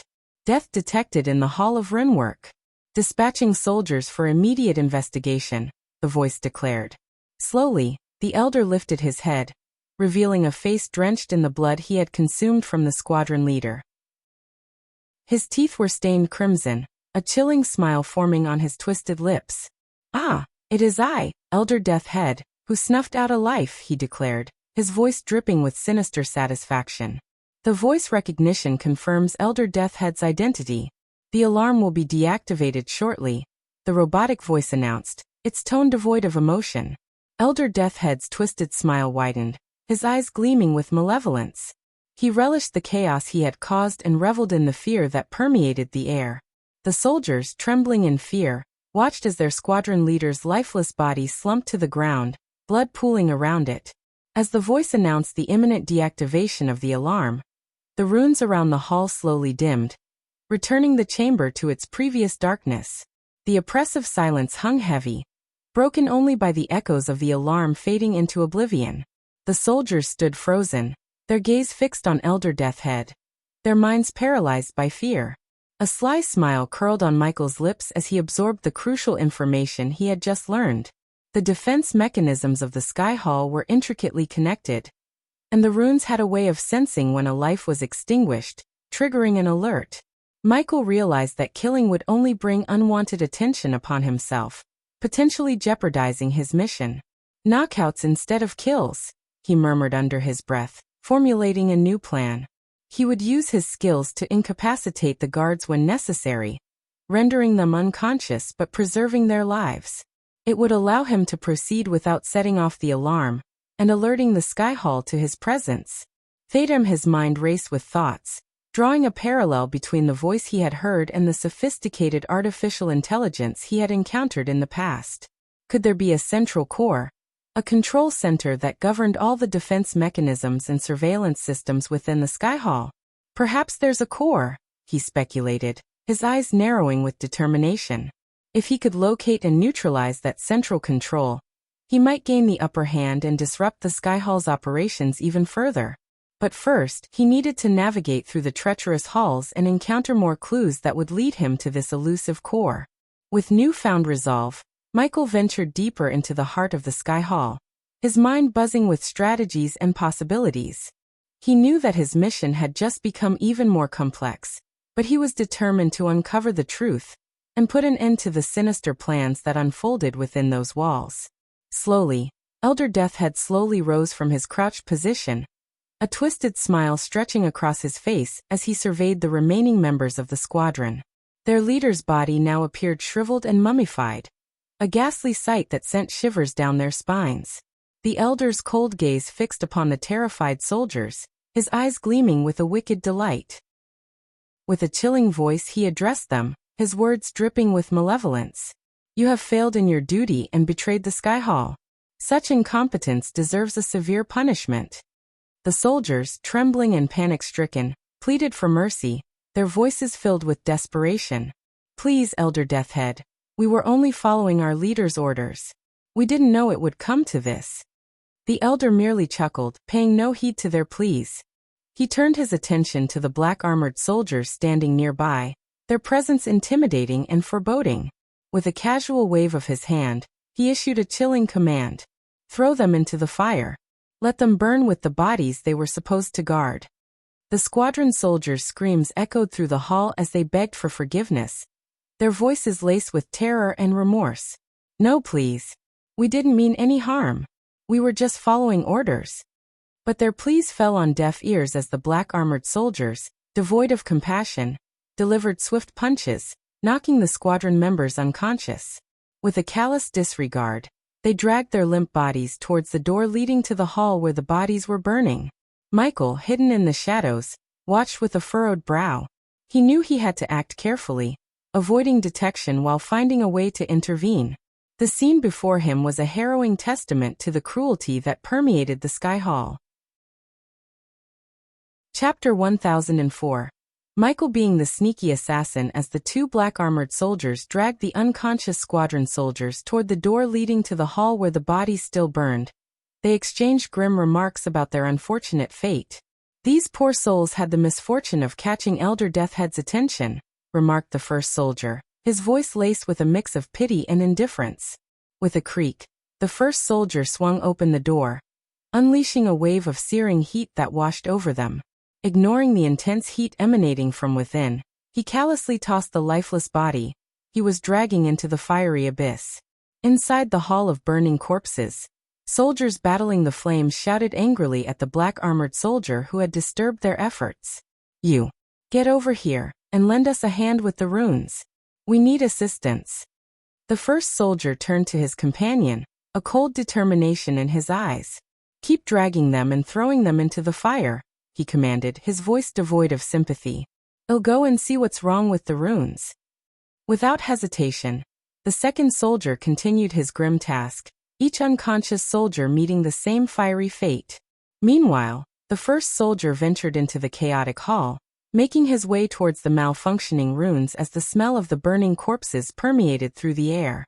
As the second soldier made his way back toward the unconscious squadron soldiers, Michael's sly smile grew wider. He had formulated a cunning plan to delve deeper into the secrets of the Sky Hall. With impeccable timing, as the soldier descended directly beneath him, Michael swiftly descended from the ceiling, landing with a precise and powerful punch that knocked the soldier unconscious. It was a calculated strike, carefully suppressing his strength to avoid killing the soldier. Moving swiftly, Michael wasted no time. He immediately removed the silver armor he had been wearing and put it away in his system storage. Disguising himself was second nature to him, and he deftly donned the black-armored soldier's attire, blending seamlessly into the role. Like a chameleon changing its colors, Michael transitioned from disguise to disguise, utilizing his adaptability to navigate the intricate web of the Sky Hall undetected. As Michael lifted the unconscious black-armored soldier, who was now stripped down to shorts, he propelled the body upward with a forceful throw. The soldier soared through the air, propelled by the strength of Michael's throw, until he reached the lofty heights of the ceiling. With a quick flick of his wrist, Michael produced a small vial containing a shimmering, silvery potion. With calculated precision, he hurled the vial towards the suspended soldier. As the vial made contact, it shattered upon impact, releasing its contents in a burst of energy. In an instant, a translucent web-like substance enveloped the soldier, encasing him in a cocoon of magical threads. The cocoon adhered to the ceiling, clinging tightly to the surface, remaining hidden from prying eyes. The web cocoon, now plastered to the ceiling, concealed the soldier's presence, effectively removing him from sight. It was a clever maneuver, ensuring that no one would stumble upon the unconscious soldier as Michael continued his covert exploration of the Sky Hall. Disguised in the black armor, Michael lowered his helmet, concealing his face from view. With a cold and determined gaze, he surveyed the unconscious soldiers lying before him. Playfully, he muttered to himself, "I must look and act the part," his voice devoid of any mercy or compassion for the Sky Hall soldiers. In his mind, they were his enemies, and he felt no sympathy for their fate. Without hesitation, Michael began to drag the limp bodies, one by one, towards the hall where the corpses continued to burn. As he approached the door, a searing wave of intense heat washed over him, signaling the inferno raging within the hall. Undeterred, he pushed the door open, bracing himself against the scorching air that greeted him. With precise aim, Michael hurled the body he had been dragging into the raging fire. It was a ruthless act, symbolizing his complete disregard for the fallen soldier's fate. The flames greedily consumed the body, adding it to the macabre pyre of burning corpses. In that moment, Michael's determination remained resolute, his purpose unwavering. He was willing to go to any lengths to achieve his mission and bring justice to the Sky Hall, even if it meant killing everyone in his way. As Michael continued to toss the unconscious soldiers into the engulfing flames, a scene of horror unfolded. The intense heat and searing pain jolted the soldiers awake, their screams piercing the air. Desperate to escape the merciless inferno, they stumbled and tried to crawl away, their bodies engulfed in panic and agony. Yet, the black-armored soldiers remained unmoved, their indifference echoing in the face of such suffering. With a flick of their hands, the black-armored soldiers unleashed powerful spells upon the struggling soldiers. Arch-energy crackled through the air, striking the victims with brutal force. Thunderous blasts sent shockwaves through the hall, further fueling the already raging flames. Each spell intensified the heat, making the fire burn hotter, as if the very air had turned into a scorching furnace. The soldiers' attempts to escape were swiftly thwarted by the merciless spells, rendering them unconscious once again. They fell to the ground, their bodies singed and battered, their futile struggle against the merciless fate extinguished. Amidst the chaos, Michael observed with a mixture of curiosity and grim determination. He noticed the runes that adorned his own armor, and that of the other black-armored soldiers. The runes shimmered and glowed with an otherworldly light, serving as a shield against the deadly flames. It became clear to him that these enchantments protected them from the fire's wrath, leaving them untouched while the rest suffered the merciless fate of the inferno. As the black-armored soldier returned to Michael's side, unaware of his true identity as the Dark Lord, he suggested that they should inform Elder Gravesinger about the events that had transpired. "We should go to Elder Gravesinger and report what happened here," the soldier said, his voice muffled by the helmet. Michael nodded silently, falling into step behind the soldier without uttering a word. They made their way through the labyrinthine corridors of the Sky Hall, their footsteps echoing in the desolate halls. The soldier mentioned that the elders would be furious, particularly because Noah had managed to escape the Sky Hall. Finally, they arrived at a relatively small hall, its atmosphere heavy with anticipation. In the center of the hall, a glowing array resembling a complex chakra pattern adorned the floor. Without hesitation, the soldier and Michael stepped onto the array, triggering a surge of bright light that enveloped them. In the blink of an eye, Michael and the soldier found themselves transported to the top side of the Sky Hall. They emerged into a familiar corridor, the aftermath of Noah's fierce battle evident in the chaos that surrounded them. The walls lay in ruins, crumbled and scorched, while soldiers hurriedly worked to clean and repair the devastated area. Amidst the scene of destruction, the soldier continued to speak. "It's going to take a while to restore order here. Noah wreaked havoc on the Sky Hall. The elders won't be pleased." His voice carried a mixture of exhaustion and frustration. Michael remained silent, taking in the sight before him. He knew that his true intentions were far from aligning with the Sky Hall's interests. As Michael and the black-armored soldier made their way through the chaotic corridor, the silver-armored soldiers stationed along the path saluted them, acknowledging their authority within the Sky Hall's hierarchy. It became apparent to Michael that the black-armored soldiers held a position of high esteem among their ranks. Among the soldiers in the corridor, he witnessed many of them nursing wounds and injuries sustained during the confrontation with Noah. Some soldiers were seen drinking healing potions to expedite their recovery. Mixed in with their attempts to heal, Michael overheard a few injured soldiers cursing Noah with venomous words. expressing their frustration and anger. "Damn that bastard. He tore us apart. I hope he rots in the deepest pits of hell. What a bastard. He caught me off guard. Mark my words. God or not, I am going to get that son of a bitch." Michael listened to their bitter words and couldn't help but feel disappointed in Noah's actions. While he didn't share their sentiments, he understood their pain. However, he knew that their lives were not worth preserving, for they served the Sky Hall, an institution rife with darkness and malevolence. "How could he be my brother?" Michael muttered to himself, shaking his head. "Does he truly believe these soldiers deserve to live? They're just pawns in the hands of monsters." The thought of elders like Deathhead and Gravesinger being the farthest thing from heroes amused him in a dark way. Their very names oozed with malevolence and evil. Deathhead and Gravesinger. Truly fitting names for these villains, Michael murmured with a sardonic smirk, recognizing the irony in their chosen titles. As Michael and the black-armored soldier maneuvered through the labyrinthine corridors and halls, a thought lingered in Michael's mind. Despite his personal disdain for Noah, he couldn't deny the effectiveness of Noah's assault on the Sky Hall. It made him wonder about the extent of power that the grace bestowed upon Noah, allowing him to wreak such havoc. Finally, they emerged from the dilapidated structure, stepping out into a sprawling graveyard.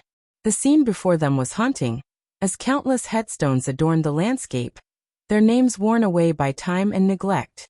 The graveyard seemed to stretch endlessly, shrouded in an eerie stillness. The air felt heavy with a somber atmosphere, and Michael wrinkled his brow as a sense of death permeated the surroundings. The trees that lined the graveyard stood tall, their leaves gray and lifeless, contrasting with their black, gnarled bark. It was as if even nature mourned within this desolate place. Michael took a moment to absorb the sight before him, his senses heightened by the lingering scent of death that seemed to cling to the air. A mix of emotions filled him, a tinge of unease but also a resolute determination to see his mission through.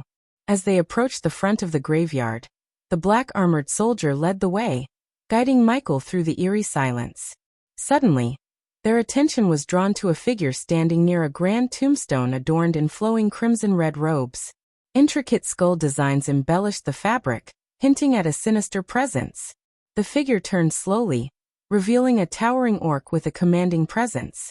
Elder Gravesinger, his gaze piercing and his countenance calm, surveyed the surroundings with a stoic demeanor.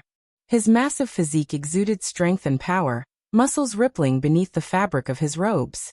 Elder Gravesinger's green skin carried the scars of battles fought and won, a testament to his formidable nature.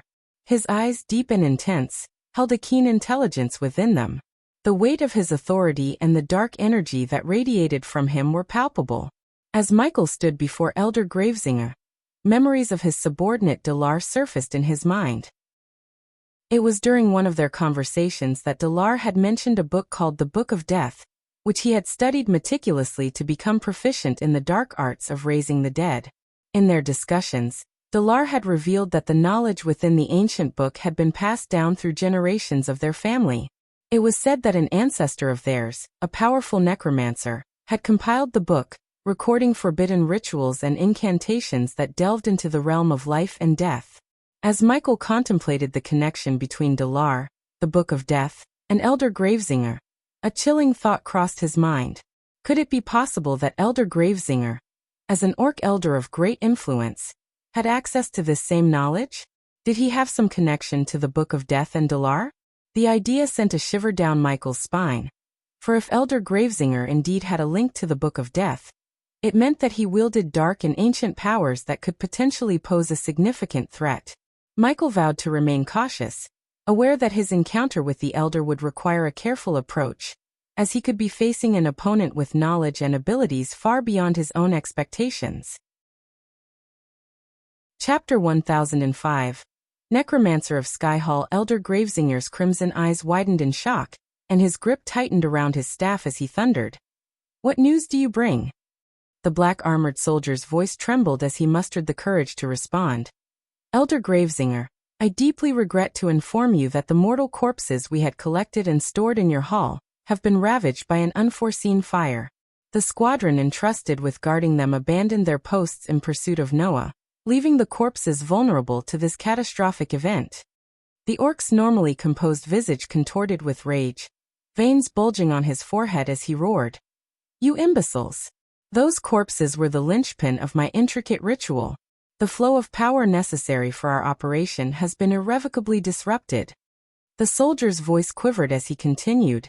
Elder Gravesinger, know that swift retribution has been exacted upon the squadron. Elder Deathhead himself took charge, condemning the squadron leader to death, and ordering the remaining members to be thrown alive into the fire as a chilling punishment. A sinister smile curled at the corners of Elder Gravesinger's lips, his voice dripping with venomous satisfaction. A quick death? Such mercy bestowed upon them. I would have relished in the opportunity to strip their flesh piece by piece, subjecting them to unimaginable torment for their grievous negligence. Meanwhile, Michael, disguised as a black-armored soldier, observed the furious orc with amusement concealed behind his mask.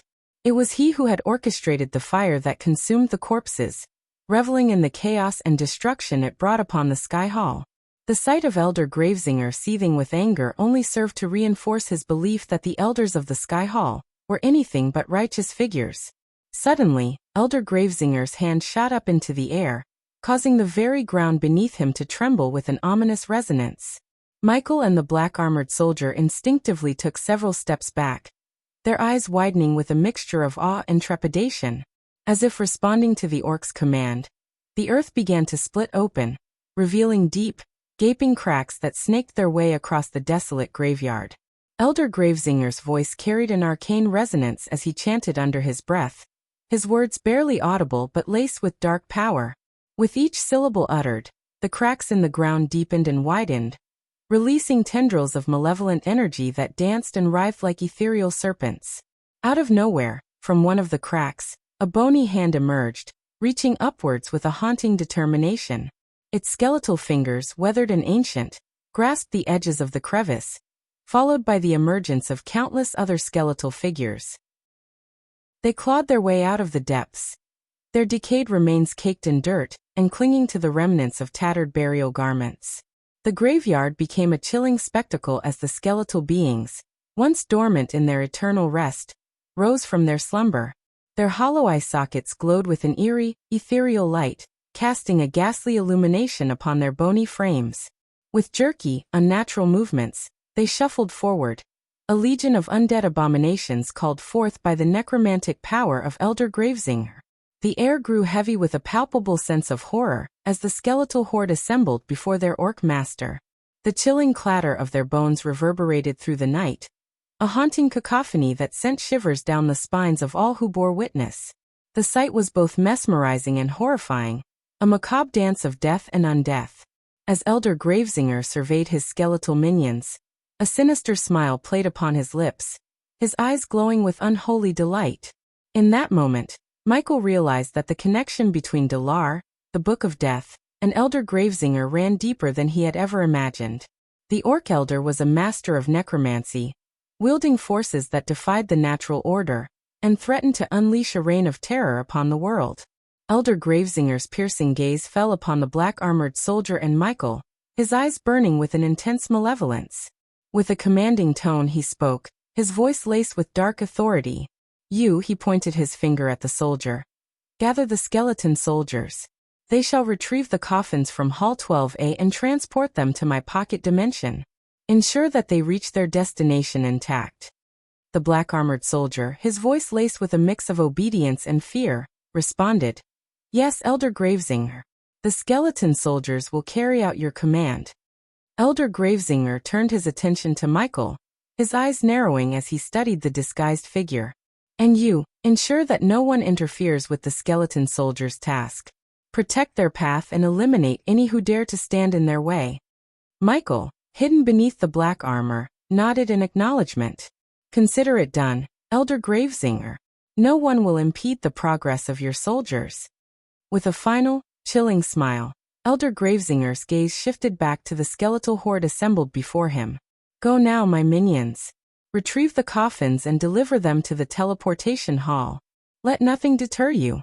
The power within those coffins is vital to our cause. The skeleton soldiers, animated by force beyond mortal comprehension, heeded their master's command. They moved with a surreal unity, their bony limbs propelling them forward in a macabre march. As they began their relentless journey toward Hall 12A, a chilling aura of death clung to their forms. Michael and the black-armored soldier, their mission clear, positioned themselves at the forefront of the procession. They became the guardians of the skeletal entourage, their senses heightened and ready to unleash whatever force necessary to maintain the unhindered progress of the undead legion. The corridors of the Sky Hall echoed with the hollow footsteps of the skeleton soldiers, their presence evoking a sense of dread and foreboding. They passed through crumbling chambers and devastated halls, their goal unwavering. As the skeleton soldiers marched through the debris-strewn corridor, their hollow eye sockets ignored the wary glances of the Sky Hall soldiers who had gathered there. Though the onlookers were not surprised by the presence of the skeletal army, an unease flickered across their faces, betraying their underlying fears. Leading the way, Michael and the black-armored soldiers guided the relentless procession toward Hall 12A. It dawned on Michael that this very hall housed the coffins containing the demon skeletons. These coffins were once exhumed from the depths of demon graves and brought to the Sky Hall for inspection before being sent to the Rising Hall. Drawing connections, Michael's mind raced as he pieced together the intentions of Elder Gravesinger. It became evident that the Orc Elder spearheaded the endeavor to unearth these demon coffins, presumably with the aim of raising an undead army to oppose him, the Dark Lord. The fortunate turn of events, with the fire ignited by Michael and Noah's escape, had compelled Elder Gravesinger to relocate the coffins to his pocket dimension outside the confines of the Sky Hall. A daring idea began to form in Michael's mind, fraught with risk yet pregnant with possibilities. The shifting tides of fate had granted him an opportunity to exploit this situation to his advantage. As they reached Hall 12A, Michael was greeted by the familiar sight of a vast warehouse, where ancient coffins stood in neat rows, their weathered surfaces whispering of the secrets held within. He observed how the path between Hall 12A and the teleportation hall had been swiftly repaired by the diligent Sky Hall soldiers, allowing for easy access and swift transportation. With the skeleton soldiers now in position, Michael and the black-armored soldier watched in awe as the skeletal beings moved with surprising coordination and speed, effortlessly carrying the coffins upon their bony shoulders. "I'll go ahead and wait in the teleportation hall," the black-armored soldier announced, stepping aside to make way for the procession of skeletons. "Very well," Michael nodded, his gaze fixed upon the skeletal soldiers as they lifted and bore the coffins away. The black-armored soldier let out a weary sigh, remarking, "Say what you want, but these damn things can certainly get the job done," before making his way towards the teleportation hall. Once the black-armored soldier disappeared from sight, Michael remained at the doorway, patiently biding his time. He knew that his plan hinged upon the precise moment, the perfect opportunity to execute his daring move. As he observed the movements of the skeleton soldiers, he discerned a pattern, a brief window of 12 seconds every 3 minutes when the hall would be devoid of their presence. 1, 2, 3. Michael counted silently, closing in on the crucial moment when the skeletons would momentarily vacate the hall in unison.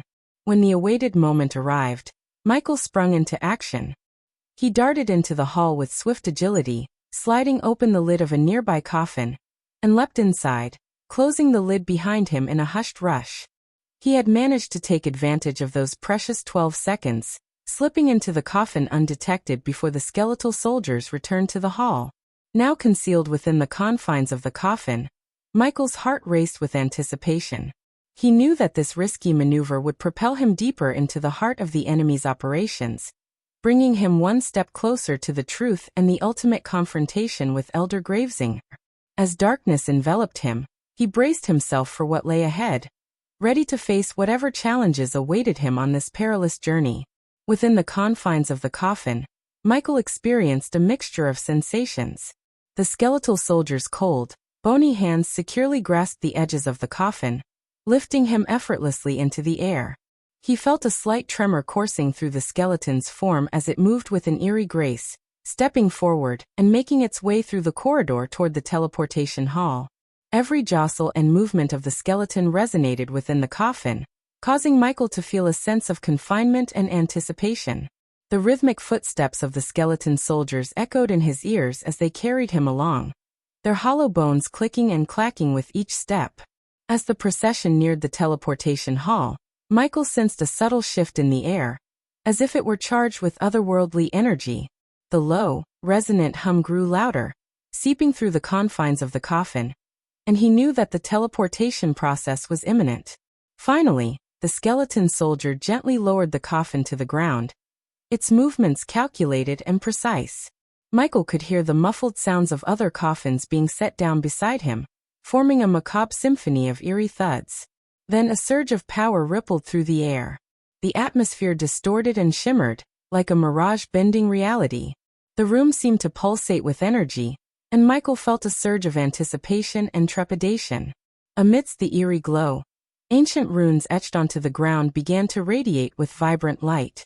The glyphs shimmered and danced with an otherworldly power, harnessing the power of celestial energy in the air.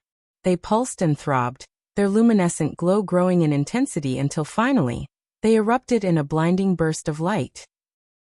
In an instant, the coffin, along with the others, vanished from the teleportation hall, leaving no trace behind. The rune's power had worked its mysterious magic, transporting the coffins to Elder Gravesinger's pocket dimension, where they would await his command. As the teleportation process concluded, the sensations that had enveloped Michael within the coffin dissipated into a still darkness. He felt a momentary disorientation, suspended in a void of uncertainty. His heightened senses strained to perceive any clues about the enigmatic pocket dimension he now found himself in.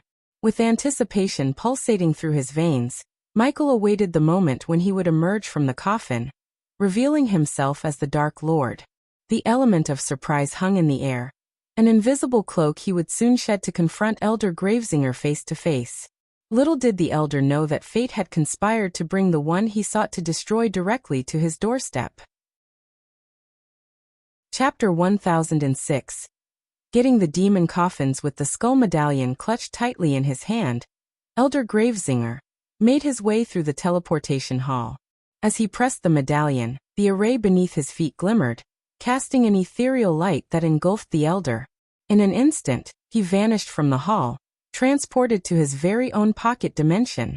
This pocket dimension, curated specifically for his sinister necromantic rituals, exuded an eerie ambience. Its dark and foreboding atmosphere was tailor-made to accommodate Elder Gravesinger's macabre experiments and the awakening of the deceased. 3,000 years ago, when the Sky Hall and the Guardian Guild relentlessly hunted down the Order of Death, and all those suspected of supporting or worshipping the Dark Lord, the bodies of their victims were amassed in this very dimension. It became a burial ground on a massive scale, entrusted to Elder Gravesinger for his unholy undertakings. The pocket dimension itself seemed to exist in perpetual twilight, with an oppressive gray sky overhead. A thick mist shrouded the entire dimension, lending an otherworldly quality to the surroundings. Towering trees, devoid of leaves, stretched out like skeletal giants, their branches reaching out with an air of malevolence. These darkened sentinels were scattered throughout the dimension, standing alongside countless coffins that lay in solemn repose. As Elder Gravesinger approached the coffins, the army of skeleton soldiers parted to make way for their master. The sounds of their rattling bones echoed in the stillness as he made his way through their ranks. With measured steps, the Elder walked among the coffins, his gaze scanning the rows with a mix of anticipation and authority. A faint rustling sound reached Elder Gravesinger's ears, drawing his attention to one particular coffin. Frowning, he closed the distance, his eyes fixed on the source of the disturbance. Step by step, he closed in, his presence exuding a commanding aura. Finally, he stood before the coffin, the weight of his power hanging heavy in the air. Before opening the coffin, Elder Gravesinger paused, closing his eyes and attuning himself to the array's energies that permeated the pocket dimension. This place, devoid of any energy, was under his complete control. Anyone other than him who dared to step foot in this realm would be stripped of their powers, reduced to mere mortals. With a combination of carefully crafted arrays and the influence of his God-given abilities, Elder Gravesinger reigned supreme as the deity of this sinister dimension. What do we have here? Elder Gravesinger's brow furrowed as he reached out to push open the lid of the coffin. However, before his fingers could make contact, A sudden explosion shattered the coffin into fragments. The force of the blast rippled outward, knocking several of the skeleton soldiers off their feet. Yet, to the surprise of all, Elder Gravesinger remained rooted in place, defying the expected impact. In the blink of an eye, a hand emerged from the chaos, seizing hold of the skull-shaped medallion that adorned Gravesinger's neck. Before the stunned elder could react, the hand swiftly plucked the medallion from his possession. A potent gust of wind surged forth, catching Gravesinger off guard and propelling him through the air. The entire sequence of events unfolded in a mere heartbeat, leaving those who witnessed it bewildered and astounded. The explosion of the coffin sent a cloud of dust and smoke billowing through the air, obscuring the scene from view. As the particles settled, revealing the aftermath, Elder Gravesinger was found sprawled on the ground, his body covered in a layer of dirt and mud. He swiftly rose to his feet, brushing off the soil that clung to his robes with a frustrated swipe of his hand. In a state of urgency, Elder Gravesinger's hand instinctively reached for his neck, his fingers searching for the familiar weight of his precious skull medallion. However, a growing sense of dread engulfed him as his touch met nothing but empty space. His eyes widened in realization as he understood that his treasured talisman had been snatched away, leaving him vulnerable and unable to teleport out of this place without activating the special arrays, which would take time. As the dust and smoke settled, revealing the aftermath of the explosion, a figure emerged from the haze, donned in a suit of black armor. The armor bore an intricate skull emblem, its eyes radiating a haunting crimson glow. Elder Gravesinger's gaze locked onto the figure, and his heart skipped a beat. He knew this face all too well. It was the visage of the Dark Lord himself. Time seemed to stand still as Elder Gravesinger's eyes widened in shock and disbelief. He stumbled backward, his jaw slack, unable to comprehend the sight before him. The calmness etched upon the Dark Lord's face only deepened the sense of unease that gripped the elder's heart. The intensity of the crimson light in the skull's eyes contrasted sharply with the darkness of the armor, giving the Dark Lord an aura of both power and mystery. Elder Gravesinger's mind raced, attempting to process the magnitude of this unexpected encounter. Fear and uncertainty mingled within him, his hands trembling involuntarily. The Dark Lord's presence alone sent chills down his spine, and it became clear to the elder that he was facing an opponent far more formidable than he had ever imagined. "Diddle diddle, you are so little." A serene calmness resonated in Michael's voice as his words reverberated throughout the eerie pocket dimension. Elder Gravesinger struggled to collect his thoughts, his mind still reeling from the realization that the Dark Lord had infiltrated his domain undetected, slipping through their defenses like a phantom. "Get him!" With a sudden surge of determination, Elder Gravesinger's shock transformed into a fierce resolve. He bellowed his command, his voice filled with equal parts anger and desperation, urging his skeleton soldiers to attack the intruder. The skeletal army, loyal to their master's call, charged at Michael from all directions, their bony limbs clattering in a macabre symphony. But Michael stood firm, an embodiment of unwavering confidence amidst the chaos. The billowing black cape that adorned his armored form danced gracefully in the ethereal wind, adding an air of mystique to his presence. His eyes, once filled with crimson radiance, transformed into pools of pure darkness, exuding an otherworldly aura. In an instant, Michael unleashed his power, a torrent of dark energy surging forth from his eyes. The beams of inky blackness sliced through the air with deadly precision, cleaving the skulls off the charging skeletons. The pocket dimension became a whirlwind of dislodged bone, as countless skulls were sent spiraling through the air in a grotesque ballet. The clash between the Dark Lord's dark energy and the skeletal army created a scene that was both captivating and horrifying. How do you use cultivation power?" Elder Gravesinger's words stumbled out in a mix of shock and disbelief, barely forming coherent sentences. The realization that the Dark Lord possessed the power of cultivation struck him with profound astonishment. Michael, too, was taken aback by this revelation. He had assumed that the elders of Sky Hall held extensive knowledge about him, but it seemed that Gravesinger was oblivious to his capabilities. "How can you hope to defeat your enemy?" Michael calmly questioned, his voice tinged with a hint of incredulity, "when you remain ignorant about who they truly are?" As Michael spoke, the relentless tide of skeleton soldiers surged forward, their mindless existence fueled solely by Elder Gravesinger's necromantic powers. With no strategy or fear, they mindlessly charged at their intended target.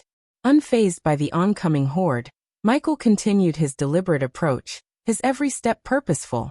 Growing darkness enveloped the area surrounding Michael, casting an ominous shadow over the confrontation.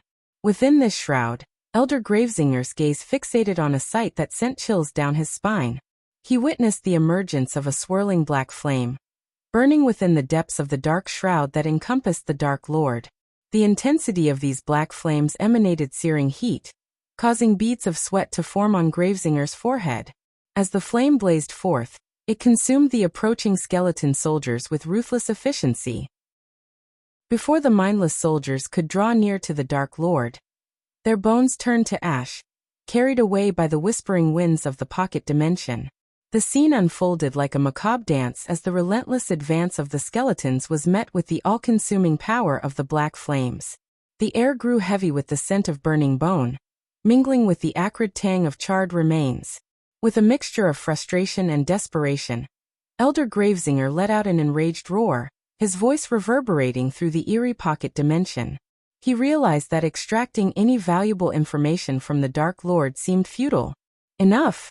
Gravesinger bellowed, his voice laced with fury. "You won't get anything out of me with your pathetic attempts at conversation."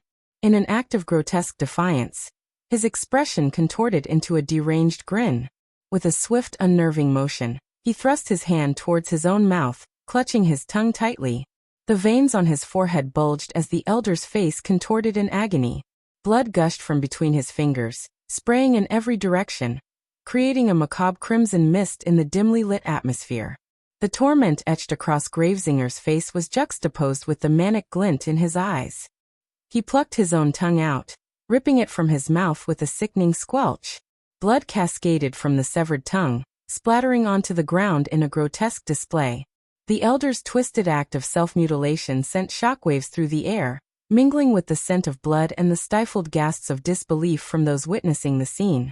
The sound of dripping blood and Gravesinger's pained gurgles filled the void, underscoring the depravity that unfolded before them. In this twisted moment, the dark forces at play revealed the depths to which Elder Gravesinger was willing to go. His madness and desperation laid bare for all to witness. The silence that followed was punctuated only by the faint whispers of the wind, carrying the weight of an unsettling realization. The battle between the Dark Lord and the Elder had descended into a realm far beyond the boundaries of sanity. As the macabre scene unfolded, a chilling laughter erupted from the lips of the Dark Lord. The sound reverberated through the twisted pocket dimension, mingling with the echoes of Gravesinger's pained gurgles and the lingering scent of blood. Amidst his laughter, the Dark Lord's voice rang out, cold and menacing. "Oh, Gravesinger, you misunderstand. I have no interest in torturing you for information. You possess nothing I need." His laughter subsided, replaced by an unsettling calmness that sent shivers down the spines of those present. Leaning closer, the Dark Lord's crimson eyes pierced through the shadows, fixed upon Gravesinger's bloodied form.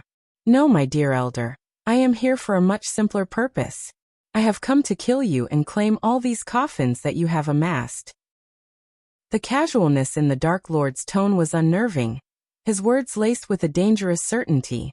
There was no room for negotiation or compromise. His intentions were clear, and the weight of his words hung heavy in the air. Chapter 1007. Meeting the god of necromancy surrounded by the engulfing dark flames, Michael strode forward with an air of calm determination.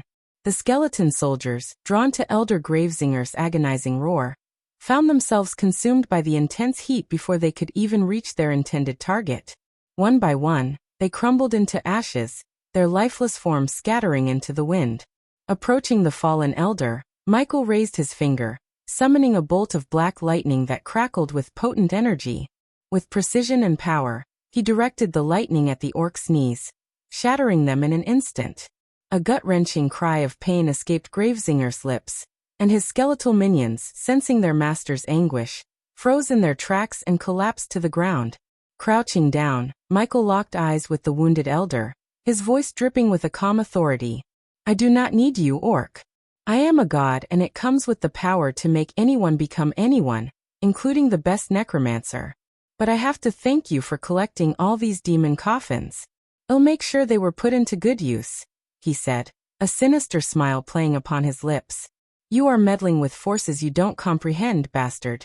In a feeble attempt to defy his impending demise, Elder Gravesinger waved his fingers in the air, forming words made of his own blood. But Michael's laughter echoed in response, void of any trace of fear or concern. Forkrux, the god of all that is dead, will avenge me. Tisk tsk tsk. I have already incurred the wrath of 2 gods, and one more shall make no difference, Michael rebuked, shaking his head in mock disappointment. Rising to his full height, he resolved to bring an end to Gravesinger's life once and for all. Rising to his feet, Michael prepared to deliver the final blow, ending the orc's life once and for all. If you see your so-called god after you die, do convey my message. Stay the fuck away from my path, he declared, his voice laced with both conviction and a chilling disregard for any divine entity. Dark beams erupted from his eyes, slicing through the feeble body of Elder Gravesinger, spattering the surroundings with a crimson spray of blood. With his demise, the skeletal soldiers, now bereft of their master, collapsed into a cloud of fine white dust, their existence fading into nothingness. However, as Michael turned around, his attention momentarily shifted to the skull medallion clutched within his hand. He needed to talk to Eladir about the medallion and this pocket dimension. But before he could utter a single word, a faint tremor reverberated through the ground beneath him. At first, it was subtle, like the distant rumbling of an approaching storm. However, the tremors grew in intensity, causing the very earth to crack and fissure beneath his feet. Curiosity tinged with a hint of caution, Michael slowly turned his gaze toward the source of this seismic disturbance.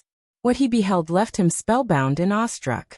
Emerging from the fragmented ground, a colossal shadow began to take form, stretching and elongating with every passing moment. As the tremors intensified, the skeletal frame of an enormous dragon materialized before Michael's eyes. Each bone glimmered with an eerie phosphorescence, as if infused with the remnants of countless fallen creatures. Sinewy wings unfolded, casting a haunting silhouette against the bleak sky, and bony spines protruded from its formidable back. The dragon's hollow eye sockets flickered with a malevolent crimson glow, fixating its gaze upon Michael. The ground beneath him continued to quake as the monstrous creature flexed its immense skeletal muscles, ready to unleash its wrath upon the intruder within its domain. In this moment, Michael stood in the presence of a fearsome entity, an embodiment of death and decay. What the fuck? Michael exclaimed, his voice laden with disbelief, as he watched the skeletal dragon steadily grow in size before him. Its bone structure expanded and elongated, stretching further into the sky with an eerie grace. The ground quaked violently beneath Michael's feet, threatening to knock him off balance. As the dragon reached a colossal magnitude, its presence seemed to transcend the physical realm. Suddenly, a chilling voice echoed through the dimension, reverberating in Michael's ears.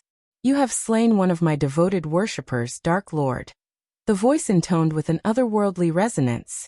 Now you shall pay the price for your audacity.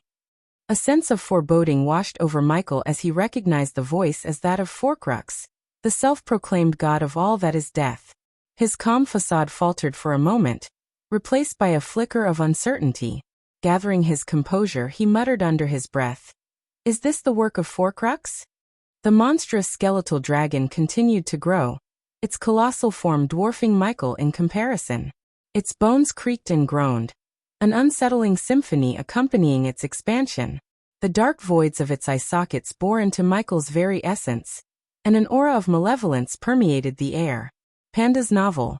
Calm in the face of this menacing monstrosity, Michael's expression remained remarkably composed. His mind raced, assessing the situation and formulating a plan to confront this embodiment of death and destruction. As the skeletal dragon unleashed a torrent of cold crimson flames from its gaping maw, Michael's instincts kicked in. He swiftly dodged to the side, narrowly avoiding the searing heat that threatened to engulf him. The flames licked at the air, scorching the ground where he had stood just moments before. The dragon, undeterred by its missed attack, lunged forward, its immense jaws snapping hungrily in Michael's direction.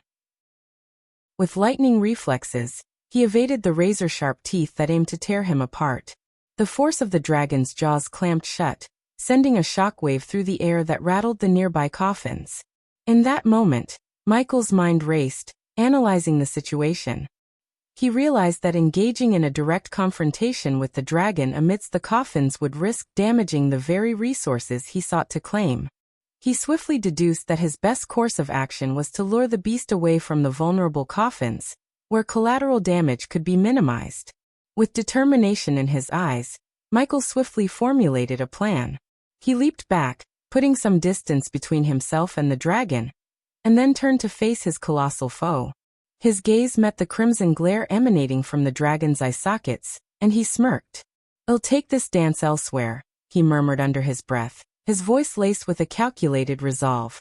Taking advantage of his agility, Michael sprinted toward the outskirts of the pocket dimension, deftly maneuvering between the towering skeletal trees.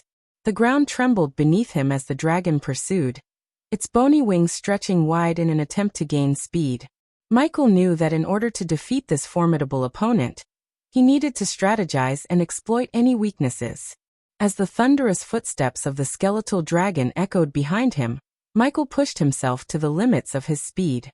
His heart pounded in his chest as he weaved through the desolate landscape, the dragon's hot breath lingering on his heels. Feeling the dragon's fiery breath growing closer, Michael knew he had to change the rules of engagement. With a swift motion, he activated the hidden mechanisms within his armor. Metallic wings unfurled from his back, glimmering with an otherworldly light. With a single powerful flap, Michael soared into the sky, leaving the ground beneath him and the pursuing dragon behind. The skeletal dragon unleashed its wrath, sending forth a barrage of cold crimson flames that streaked through the air toward Michael. With keen reflexes, he maneuvered through the fiery onslaught, twisting and turning mid-air with acrobatic grace. He weaved between the flames, his movements resembling a dance, his body seemingly defying the laws of physics. "I think you should take a look at Panda's novel." Comassing his agile wings to their fullest advantage, Michael executed swift dives and sudden ascents, evading the lethal breath of the dragon. He could feel the searing heat as the flames grazed his armored form, but he refused to let it hinder his focus. His mind raced, calculating the dragon's patterns and anticipating its every move. At times, he executed daring barrel rolls, spinning in midair to narrowly avoid the encroaching flames. Other moments saw him executing sharp turns and spirals, exploiting the dragon's sheer size and lack of agility. With each evasive maneuver, Michael demonstrated his mastery over the skies, staying one step ahead of the skeletal menace. The chase continued, the dragon's relentless pursuit matched only by Michael's unwavering determination. With every passing moment, he grew more adept at evading the dragon's destructive flames, his movements becoming increasingly fluid and precise. He danced with the danger, embracing the thrill of the chase while staying ever vigilant. Through his agile aerial acrobatics, Michael skillfully defied the dragon's attempts to corner him. He utilized every advantage his metallic wings granted him, soaring higher and swooping lower, taunting the beast with his elusiveness. The dragon's enraged roars filled the air as its frustration mounted, unable to catch hold of its elusive prey. In this exhilarating game of cat and mouse, Michael's skill and quick thinking kept him one step ahead. With a burst of determination, Michael flapped his wings with all his might, propelling himself higher and higher into the sky. As he ascended, the force of gravity became an enemy to the skeletal dragon. The higher they flew, the harder it became for the dragon to maintain its grip on the physical realm. Bones began to dislodge from the dragon's skeletal form, cascading down like macabre rain. The dragon's once mighty frame showed signs of strain, its movements becoming sluggish and erratic. It struggled to keep pace with Michael, who now circled above it, observing the dragon's plight with a mix of amusement and triumph. Michael's voice echoed through the air, laced with a mocking tone. "Is this the extent of your power?" The skeletal dragon emitted a low, guttural growl, a mix of frustration and rage. But its attempts to retaliate were feeble, its once powerful flames reduced to weak flickers. It thrashed and flapped its remaining bony wings, desperately trying to maintain its altitude, but to no avail. Michael continued to taunt the dragon, reveling in his advantage. Come on, just a little further. The dragon's weakened form trembled under the strain, bones cracking and splintering as it struggled to stay afloat. Michael's eyes glinted with a mixture of satisfaction and confidence as he watched the dragon's futile struggle. Now witness the true power of a god, Michael declared, his voice carrying an air of superiority. Hi everyone, I hope everyone is doing great. Recently, I've told by some readers how they are affected by the price increases in their country. I know that because I have experience too. So because of that, I decided to reduce the prices for the priv tiers. Note that if I had other means for an income, I would greatly reduce the prices, but since it wasn't the case and the author have to eat, I reduced the prices as much as I could. These are the price differences. Current price 5 chap priv equals 450 coins, 10 chap priv equals 1000 coins, 15 chap priv equals 1400 coins, 20 chap priv equals 2000 coins. New price 5 chap priv equals 400 coins, 10 chap priv equals 950 coins, 20 chap priv equals 1650 coins, 25 chap priv equals 2100 coins. On top of that, I will add some discount percentage. Let me know your thoughts in the comment section. Chapter 1008. Forcrux schemes. As the dragon and Michael ascended higher into the sky, the world below appeared minuscule, mere dots in the vast expanse. Michael's mind raced, contemplating his options for combating the formidable skeletal beast. He realized that his dark swords would be insufficient against such a massive opponent, as the dragon's skeletal frame seemed impervious to their piercing strikes. In a moment of clarity, Michael's hand instinctively reached for his ultimate weapon, the Doomsbringer.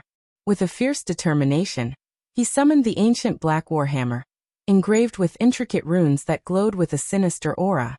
Its formidable head, infused with an ancient ice core, promised the power to summon intense frost and unleash the wrath of doom upon his enemies. The Doomsbringer materialized in Michael's grip, its weight reassuring and commanding respect. He tightened his grasp around the handle, feeling the surge of power resonating within him. The runes on the warhammer pulsed with an icy blue light, responding to Michael's unwavering resolve. With the Doomsbringer in hand, Michael's gaze locked onto the skeletal dragon, now struggling to maintain its altitude amidst the thinning air. He knew that this was the moment to unleash the full might of the warhammer and bring forth its icy wrath against the formidable foe. Resolve burning in his eyes, Michael made a daring move, closing his wings mid-air and allowing gravity to take hold. He began descending rapidly, utilizing the force of his fall to gather momentum and unleash an even more devastating attack. As Michael plummeted towards the skeletal dragon, the monstrosity sensed his descent and eagerly opened its jaw wider, preparing to devour him whole. But Michael was not so easily consumed by the beast's insatiable hunger.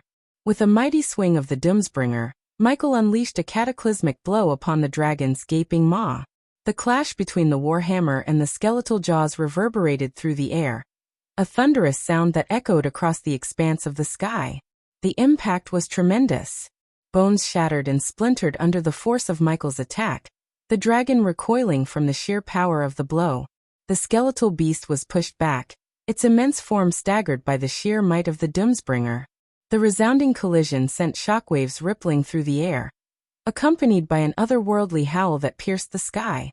Fragments of shattered bone were scattered like fallen stars, creating a macabre spectacle against the backdrop of the darkened heavens. Michael, his grip unwavering on the Doomsbringer, stood defiant amidst the chaos. The warhammer's icy aura intensified, surrounding him in an ethereal mist, as if the very essence of frost was drawn to his presence. He surveyed the aftermath of his powerful strike, a glimmer of satisfaction dancing in his eyes. But the battle was far from over. The skeletal dragon, though wounded, still possessed an unyielding determination. Its hollow sockets glowed with an ominous light, and its fragmented form began to slowly reassemble, drawing upon the dark energies that sustained its existence. Summoning the frigid powers imbued within the Doomsbringer, Michael focused his energy and channeled it into a concentrated blast of icy frost. From the warhammer's enchanted head, a torrent of intense cold erupted, streaking towards the skeletal dragon with blinding speed.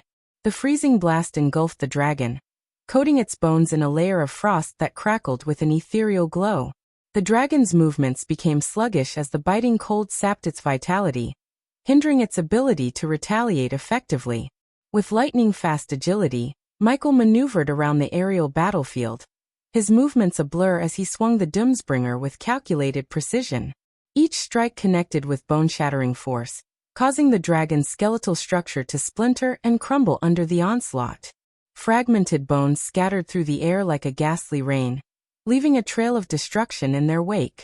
The skeletal dragon, once an imposing behemoth, now trembled under the relentless assault, its form gradually disintegrating.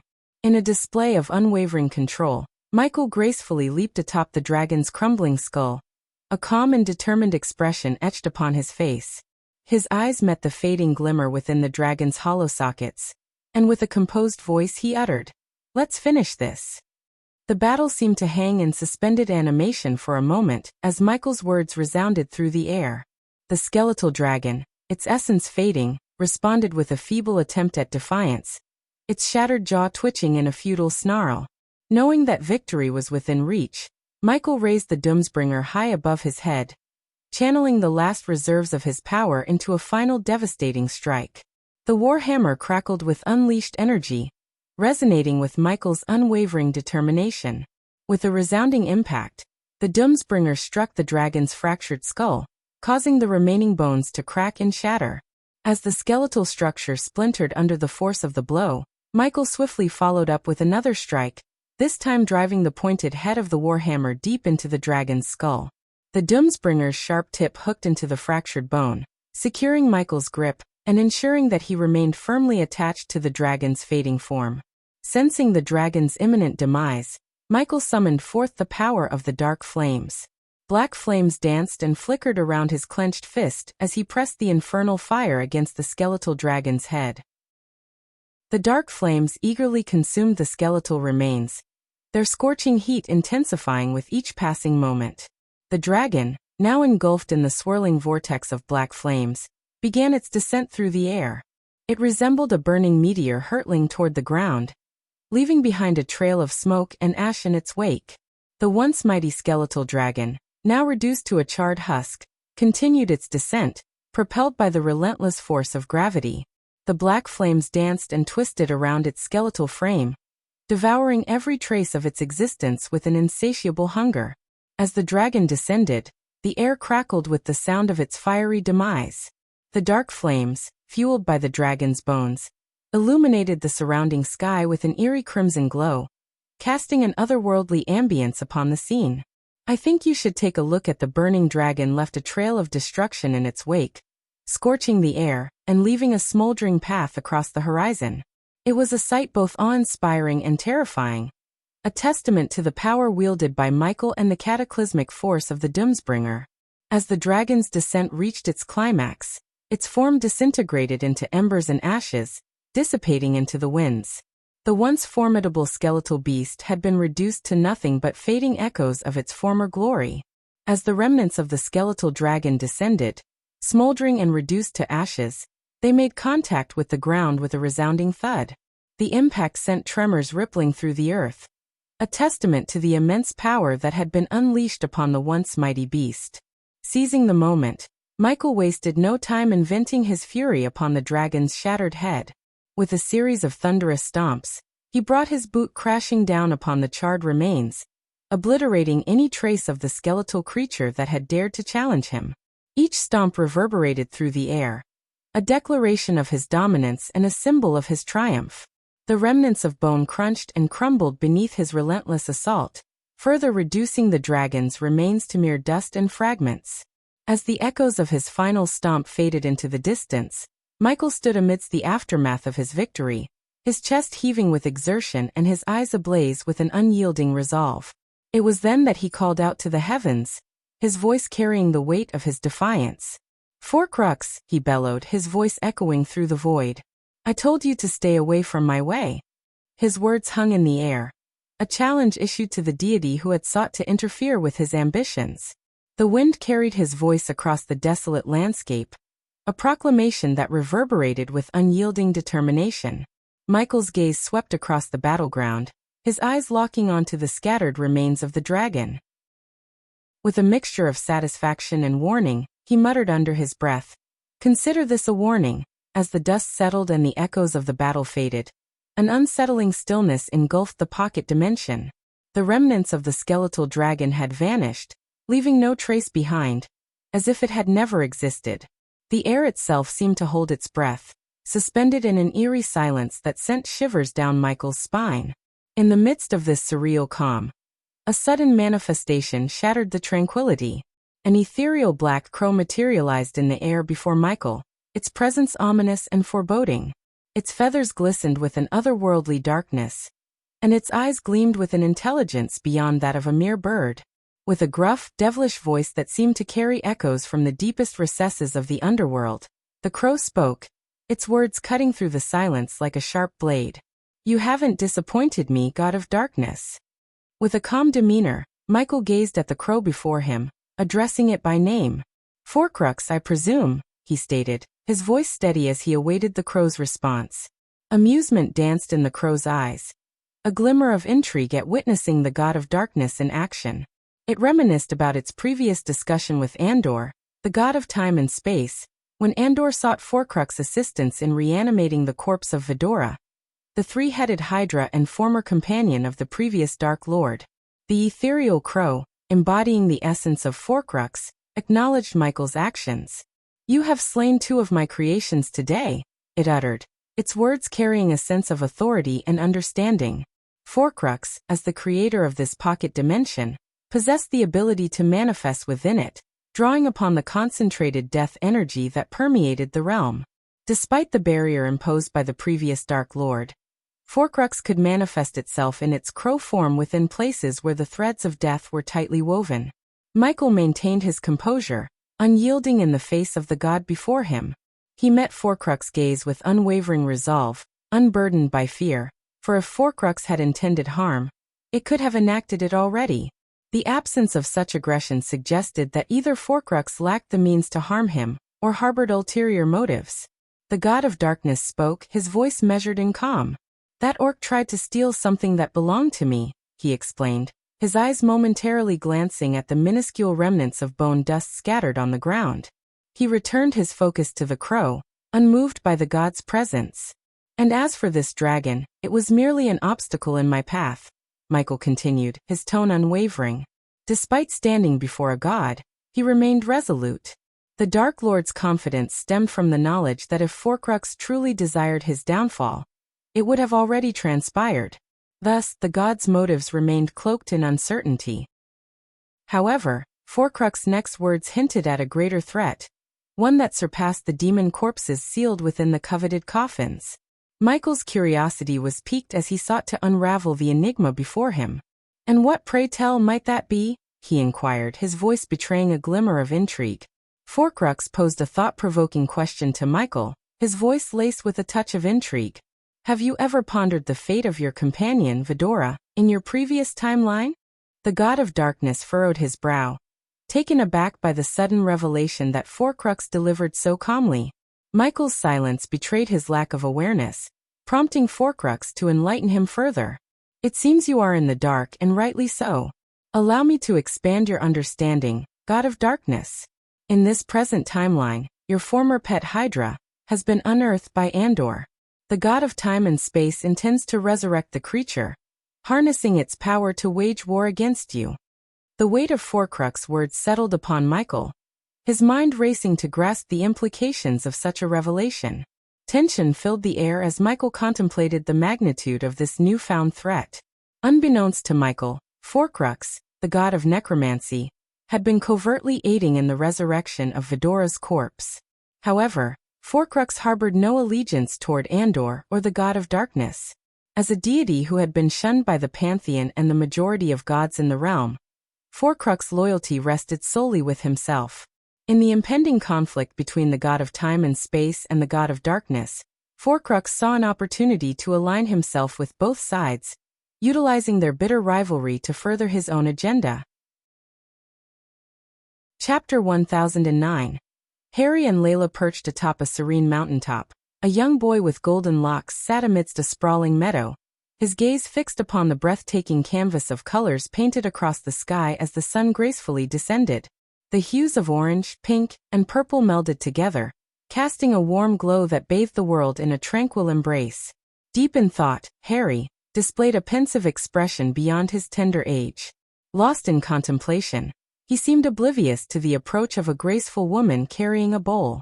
This woman, none other than Layla Alden, quietly settled beside him on the grass, her presence a gentle interruption to his musings. "Harry, you haven't had a proper meal today," Layla gently reminded him, her voice carrying a blend of concern and affection. Startled by his mother's voice, Harry blinked and turned his attention to her. His young mind wrestled with a pressing question that weighed heavily upon him. With a mixture of curiosity and innocence, he ventured to ask, "Mom, why does everyone say that Dad is evil? Is he truly a bad person?" Rather than displaying shock or surprise, Layla sighed. Weariness etched upon her face. She had grown accustomed to hearing such disparaging remarks aimed at Ghost, the Dark Lord who had captured the attention and scrutiny of all of Maze Roth. What Layla considered a stroke of luck was the fact that nobody knew Harry's true lineage, that he was the son of the feared Dark Lord himself. "Harry, I've told you before, you're still too young to comprehend the complexities of the world fully," Layla replied, her tone gentle yet tinged with caution. She reached out and tenderly turned his face toward her own, knowing that, inadvertently, Harry had inherited the same piercing gaze that had defined his father, Ghost. Desperation tugged at Harry's voice as he pleaded with his mother. "Please, Mom, I really need to know." Layla observed her son's earnestness, and couldn't help but feel a pang of sympathy. The weight of the world seemed to rest upon his young shoulders, burdened by the judgment and fear surrounding his father's reputation. "Why this sudden urgency, Harry?" Layla inquired, her concern etched in her voice. Harry's voice quivered with a mix of apprehension and vulnerability as he revealed his innermost fears. "I can't bear it anymore, Mom. Everywhere I go, the children label him as the big, bad evil. Knowing that he is my father, I'm terrified that I might inherit his darkness." The raw emotion in Harry's words struck Layla deeply, melting away the coldness that had enveloped her heart. Moved by her son's distress, she instinctively drew closer, enfolding him in a comforting embrace that exuded motherly warmth. Gently, Layla reached for a morsel of honey-glazed rice from the bowl beside them, her hand moving with tenderness and care. She lifted the morsel to Harry's lips, offering sustenance and affection in a single gesture.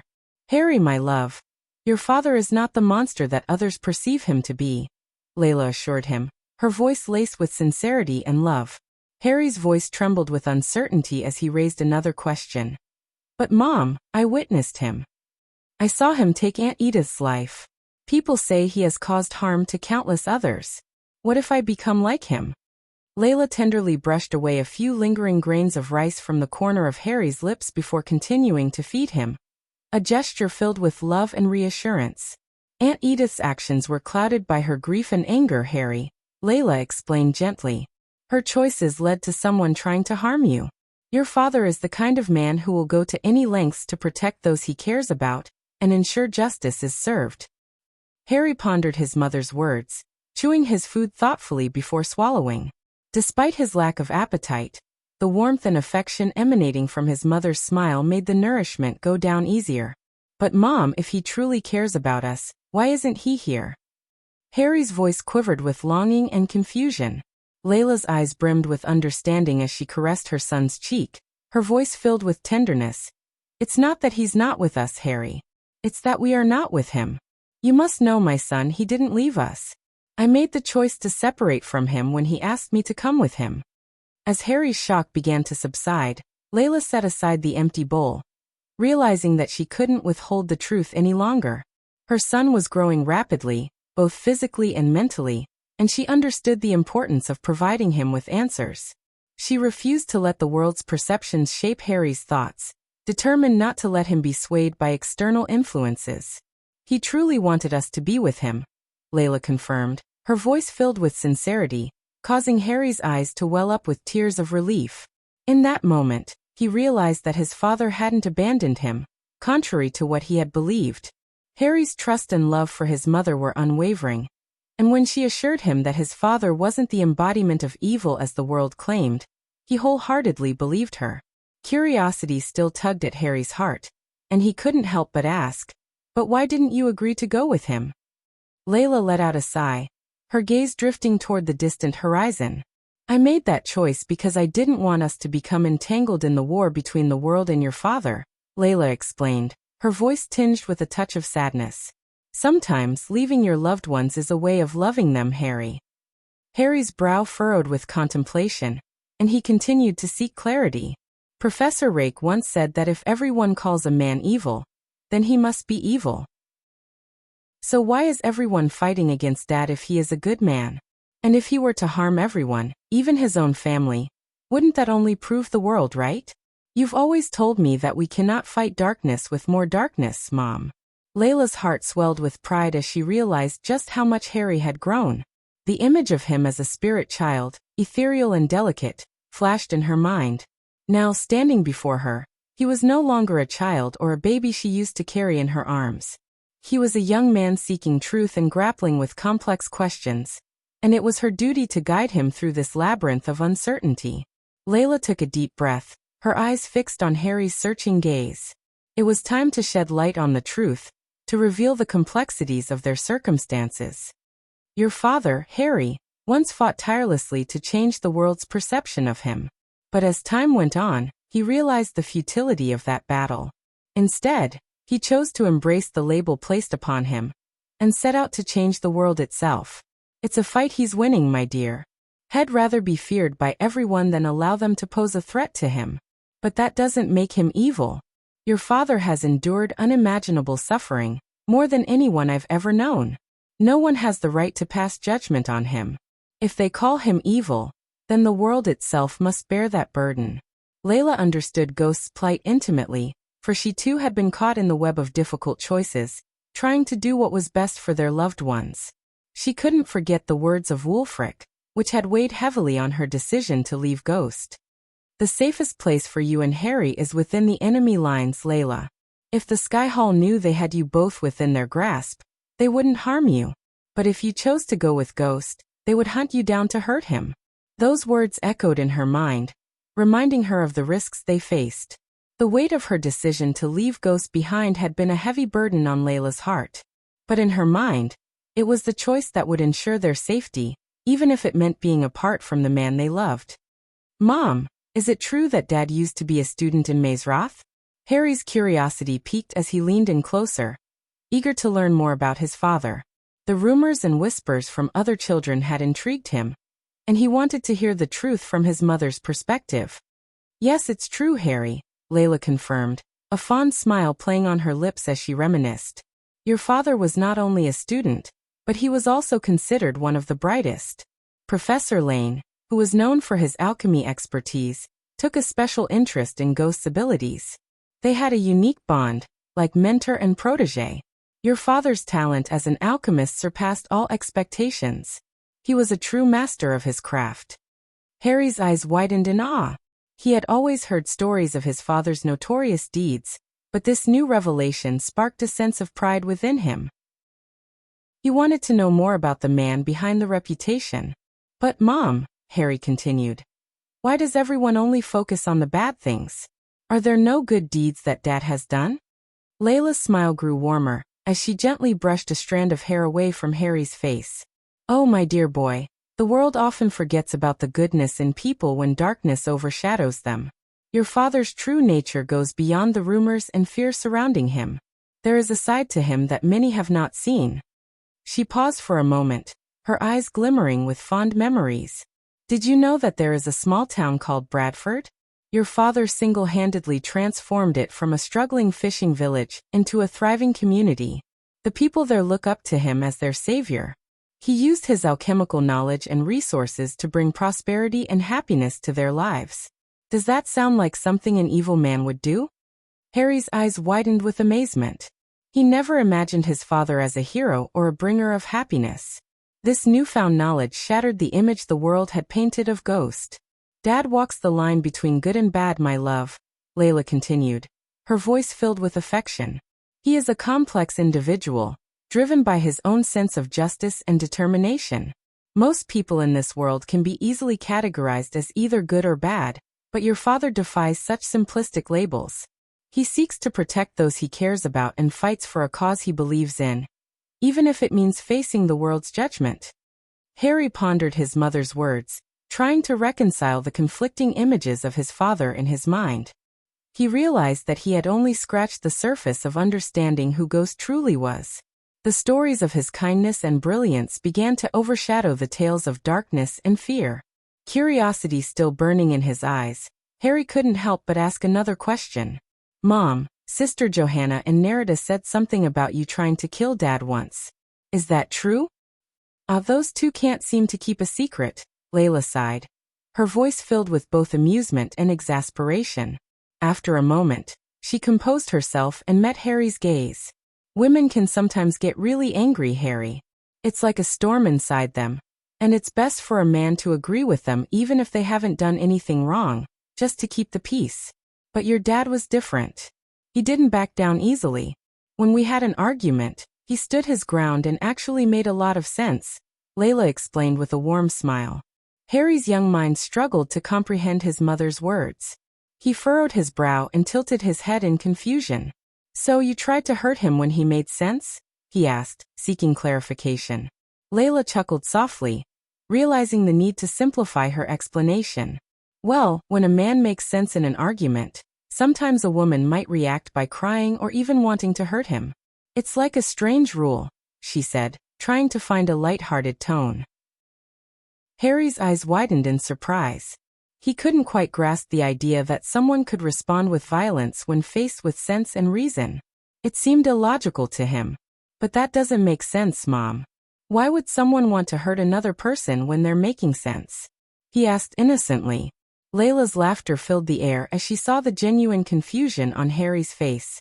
She realized that trying to simplify the explanation further was necessary. You're right, my dear. It doesn't make much sense, does it? Sometimes people can react in unpredictable ways, even to things that seem logical.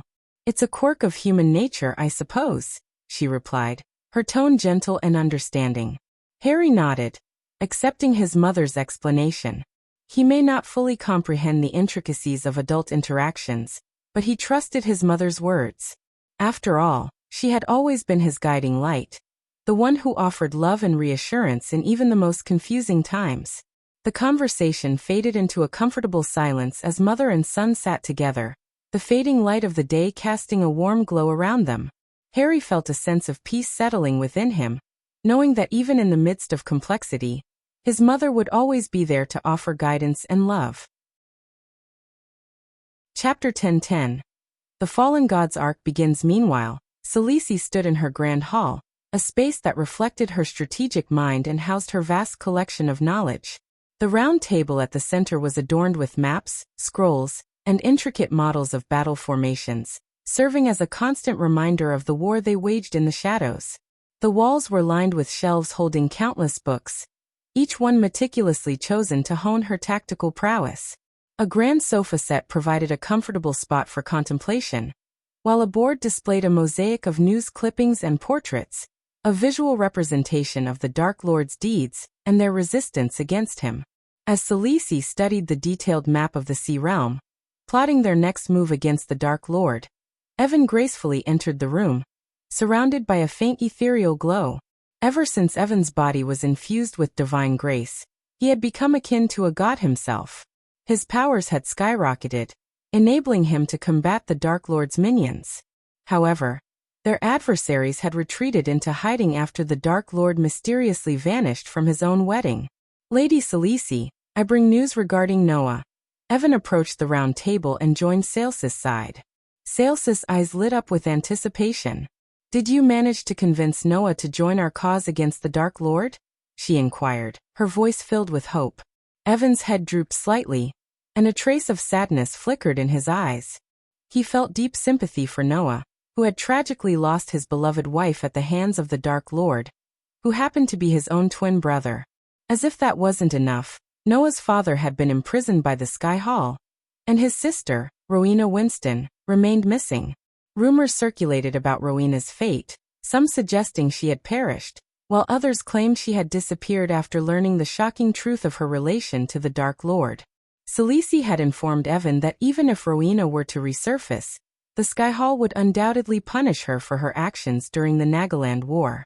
Despite learning of the Dark Lord's identity as her younger brother, Rowena had fearlessly placed herself in harm's way, shielding him from a lethal energy beam during the conflict. However, in the eyes of the Skyhall, her courageous act was deemed treasonous. If she were still alive, the Skyhall would surely seek retribution, regardless of her esteemed position as the Holy Maiden. The weight of these revelations weighed heavily on Evan's heart as he relayed the news to Khaleesi.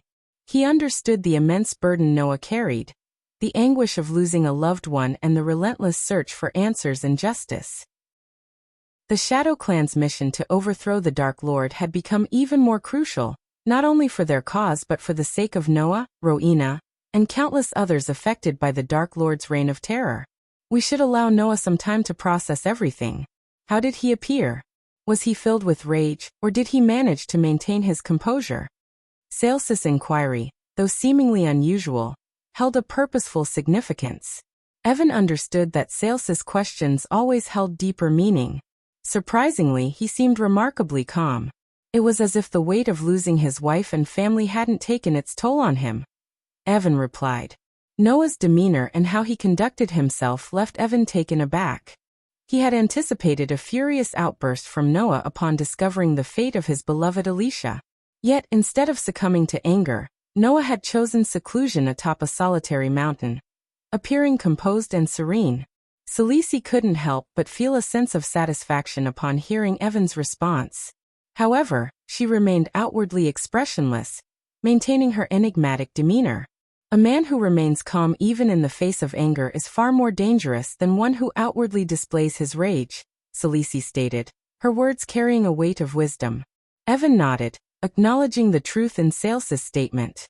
There was an unsettling power in someone who could contain their anger and channel it with purpose and precision. Noah's tranquility in the midst of such profound loss hinted at a depth of resolve and determination that could prove formidable in their fight against the Dark Lord. Regardless of whether Noah chooses to join our cause or not, I am certain he will stand against the Dark Lord. As a man, he will seek vengeance for his wife. Evan expressed his conviction unwavering. Khaleesi nodded in agreement, knowing the deep well of anger that must be brewing within Noah, especially considering the Dark Lord was his own twin brother. Returning her focus to the map of the Sea Realm, Khaleesi contemplated their next course of action. Evan, I need you to venture into the Sea Realm and investigate the recent energy radiation that Hammond's contraption detected, Khaleesi instructed, her voice steady and determined. Evan was well aware that since the fallen gods had regained their graces, one of Hammond's inventions had detected a powerful surge of energy emanating from the Sea Realm. Reports from Sales's spies revealed that the Water God Hall had also discovered this anomaly and dispatched a team deep into the depths of the ocean to investigate. Keep in mind that the Water God Hall's team may pose some resistance. Try to handle the situation peacefully, but if necessary, dispose of them, Khaleesi added, emphasizing the importance of securing the energy source before the Dark Lord could lay claim to it. Leaning against the table, Evan studied the map, absorbing the details. Khaleesi continued her explanation, her voice tinged with a sense of urgency. I have a strong feeling that this energy radiation is somehow connected to the Dark Lord. We cannot allow him to obtain it. As long as the Dark Lord remains below the heavenly stage of power, we can hold our ground with the aid of the fallen gods. Evan's brows furrowed in concern as he posed a crucial question. What if the Dark Lord surpasses the heavenly stage? What will happen then? He inquired, fully aware of the formidable might possessed by the Dark Lord, the God of Darkness. I think you should take a look at Panda's novel. Khaleesi's gaze turned solemn, her voice tinged with a hint of worry. If that happens, the fallen gods will stand no chance against the Dark Lord. Only Noah, with his unique abilities and determination, will have a fighting chance. However, even then, Noah will require something truly extraordinary to defeat the Dark Lord. The weight of their mission hung heavily in the air, as Khaleesi and Evan exchanged a knowing glance. The stakes were higher than ever, and the impending confrontation with the Dark Lord loomed ominously on the horizon. Saelsis' mind raced with strategic plans and contingencies, recognizing the crucial role they played in preventing the Dark Lord from obtaining the mysterious energy source. The fate of their world rested in their hands, and they would stop at nothing to ensure that darkness would not prevail. We must also consider the possibility that the Dark Lord has spies within the sea realm. Time is of the essence, Evan. You need to depart today, Selisi stated with a sense of urgency, emphasizing the need for swift action. Before Evan embarked on his mission, he felt compelled to address a pressing concern regarding Princess Zanali and the situation in Nagaland. Evan couldn't help but question whether leaving Zanali in Nagaland was the best course of action, given the perilous circumstances. Furthermore, he wondered if there was any way to heal Zanali's broken meridians, a consequence of the Dark Queen's treacherous actions. Lady Selisi, is it truly wise to leave Princess Zanali in Nagaland? And is there any possibility of restoring her meridians? Evan inquired, his voice tinged with genuine concern. While he respected Saelsis' unwavering dedication to their cause, he couldn't shake the feeling that Zanali was being sacrificed in the process. Having already lost her husband at the hands of Gaia, who happened to be both the Dark Lord's wife and Saelsis' stepdaughter, Evan couldn't help but worry for Zanali's well-being. The revelation that Gaia, the Dark Queen, had slain her own father and shattered Zanali's meridians had shocked many, leaving a sense of disbelief in its wake. Pandus novel. Calm Selisi took a moment to gather her thoughts, her expression composed yet carrying a subtle hint of sadness. She understood the underlying concerns and the weight of her decision regarding Zanali's fate. The kingdom is in capable hands, Evan. As for the Dark Lord, he has no reason to harm Zanali, Selisi reassured, her words intended to provide solace. However, deep down, even Zanali, her own daughter, was but a pawn in her intricate game against the Dark Lord. Selisi harbored a hidden agenda, using Zanali's relationship with Noah to stoke his flames of anger and vengeance further. Selisi desired for Noah to be consumed by his fury before facing the Dark Lord, ensuring that no remnants of brotherly affection would sway him.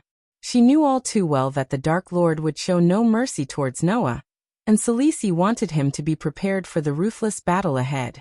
Unbeknownst to Evan, Saelsis' motives remained shrouded in the depths of her complex strategy. The sacrifices she made for the greater good weighed heavily on her conscience, but she remained resolute in her pursuit to dismantle the Dark Lord's reign. For now, Zanali's safety rested on the delicate edge of their plans, an unavoidable casualty in the battle against darkness. I have faith in your judgment, Lady Selisi, Evan conveyed before departing from the Grand Hall, leaving Selisi to contemplate the intricate web of her plans. As Evan made his way out, the ethereal form of Andreas materialized before Selisi, their clandestine alliance continuing to take shape. Andreas, it's time to make our move with Noah.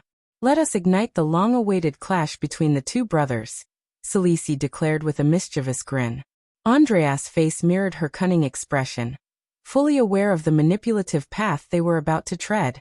Remember, Andreas, you must conceal your true identity from Noah. You cannot reveal that you are allied with me, or that you are not his mentor, Selisi cautioned, emphasizing the need for secrecy. Andreas, the second soul piece of the enigmatic mentor, simply shrugged in response. Trust me, Selisi. I know exactly what I'm doing. Noah teeters on the precipice of losing himself to his seething rage. I understand his emotions all too well. All we need to do is fan the flames, the second soul piece of Andreas assured, exuding a sense of confidence in their calculated maneuvers. Saelsis' grin widened as she contemplated the upcoming chess match of manipulation and hidden agendas.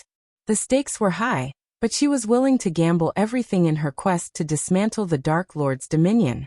Andreas, her steadfast ally, shared her determination, both of them fully committed to pushing Noah toward his ultimate destiny. Before you depart, ensure that Alara remains in Hammond's company at all times. You understand the vital role Hammond and his intelligence play in our mission to bring down the Dark Lord, Selisi instructed Andreas, emphasizing the importance of protecting their valuable asset. Andreas nodded in agreement, his ethereal form fading away, leaving Selisi alone in the Grand Hall. As she contemplated her next strategic moves against the Dark Lord, unbeknownst to her, a treacherous twist was already in motion. The energy radiation she had dispatched Evan to investigate was not what it seemed. It was a seed of darkness, and the Dark Lord himself was swiftly closing in to claim it.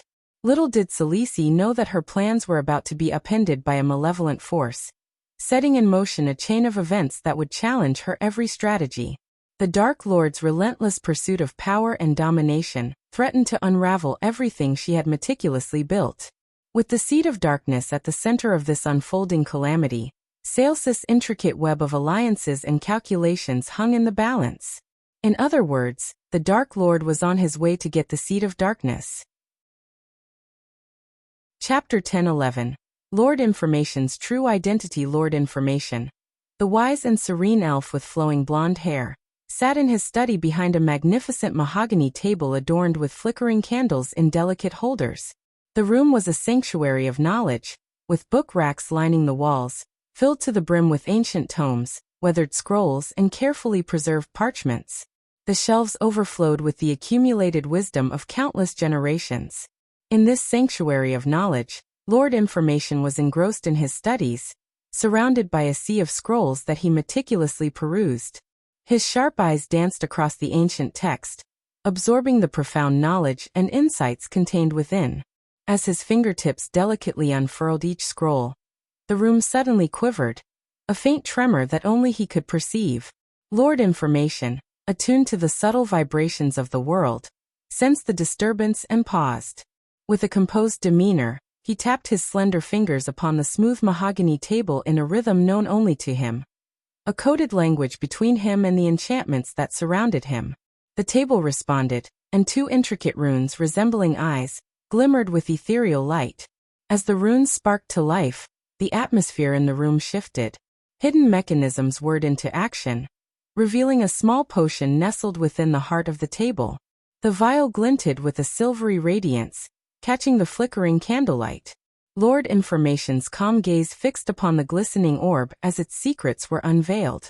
With a gentle yet purposeful touch, Lord Information reached out, his fingertips hovering above the gleaming orb. His aura of wisdom and calmness remained unshaken, even as anticipation coursed through his veins. The room was hushed, the only sound the soft rustling of parchment and the beating of his own heart. The room reverberated with a subtle hum as the silver orb emitted a soft melodic tone. Lord Information, his heart brimming with reverence, rose from his chair and gracefully sank to one knee upon the floor. "Humble servant of the divine goddess Seraphine, I offer my greetings." Lord Information spoke, his head respectfully bowed. Unbeknownst to the world, Lord Information was among the hidden devotees of Seraphine, the goddess of information. Seraphine's power derived from the vast accumulation of knowledge provided by her followers. Within an intricate network of information, Seraphine acted as the central hub. Whenever her devotees sought knowledge, she would gather information shared by others and provide it to those in need. This unique connection allowed Lord Information to possess exclusive and invaluable insights that eluded the grasp of ordinary mortals. "Arise, Thelian," Seraphine's voice resonated from the luminous orb, addressing Lord Information by his true name, Thelian Whisperwind. Only Seraphine and Thelian himself knew this deeply personal connection.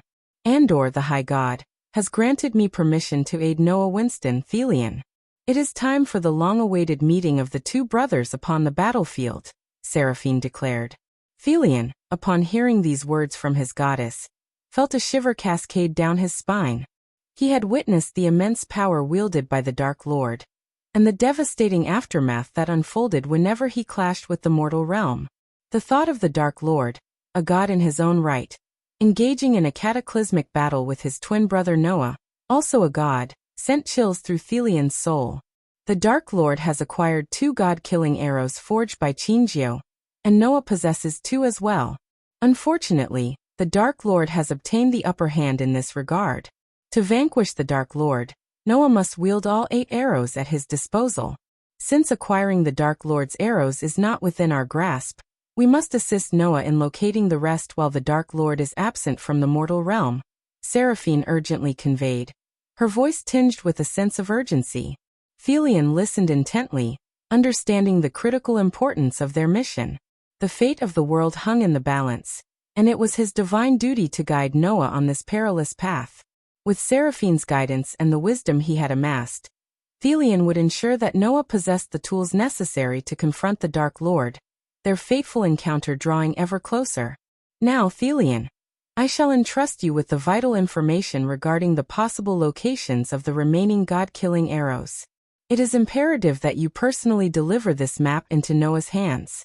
I am well aware that the Dark Lord's minions are keeping a watchful eye on you, but you must not falter in this crucial task, Seraphine declared. As she spoke, a golden map adorned with glowing points materialized on the table beside the shimmering orb, illuminating the room with its radiant presence. Divine Goddess, please forgive your humble devotee for daring to question your wisdom, but as far as my understanding goes, Noah will be unable to defeat the Dark Lord without all 8 god-killing arrows. With the Dark Lord already in possession of 2 arrows, Noah's chances of victory seem slim. Thelion voiced his concerns.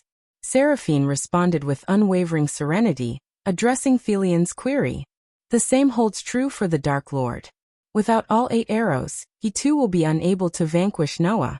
Thus, the outcome of their battle will depend on Noah's skill and resourcefulness in somehow wresting the Dark Lord's 2 arrows from his grasp, thereby harnessing the combined power of all 8 to deliver the final blow, Seraphine explained.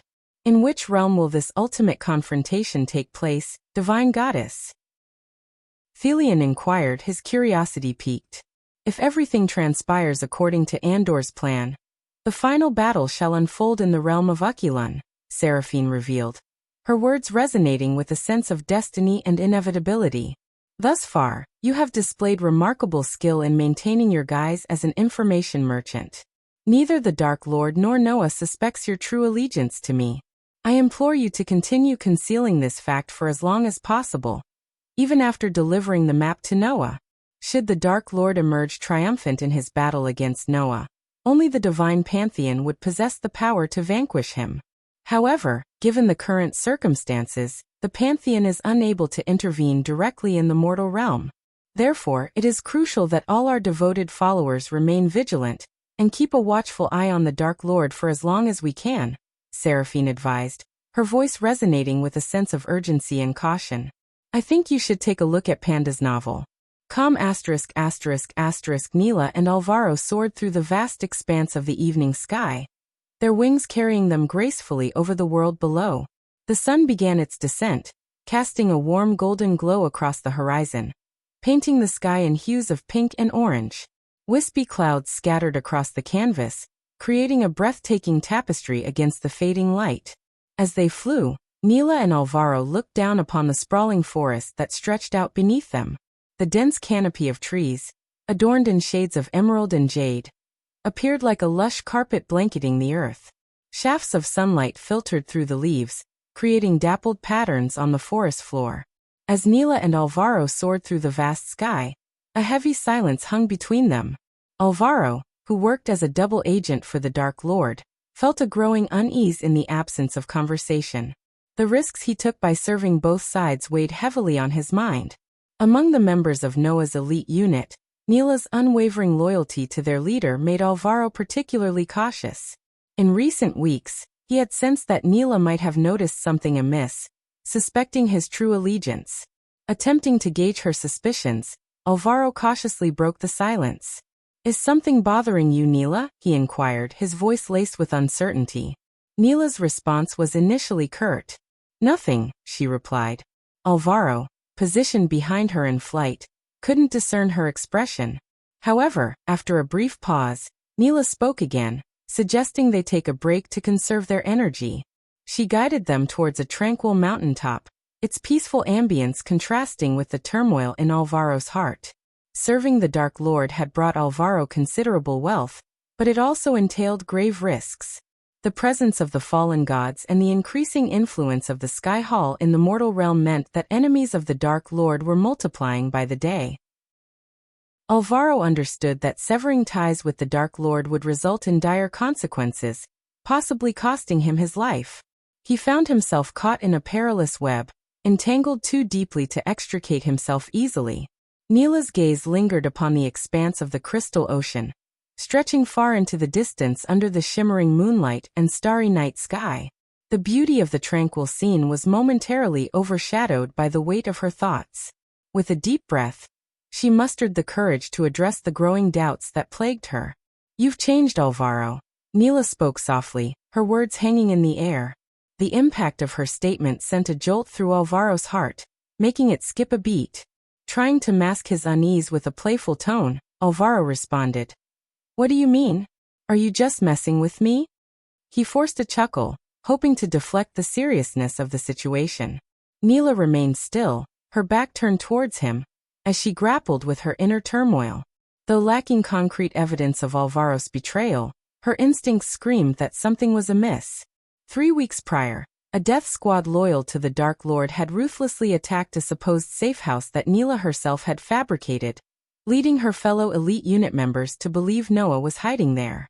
The safehouse's existence had been shared only among the elite soldiers, making the targeted attack all the more suspicious.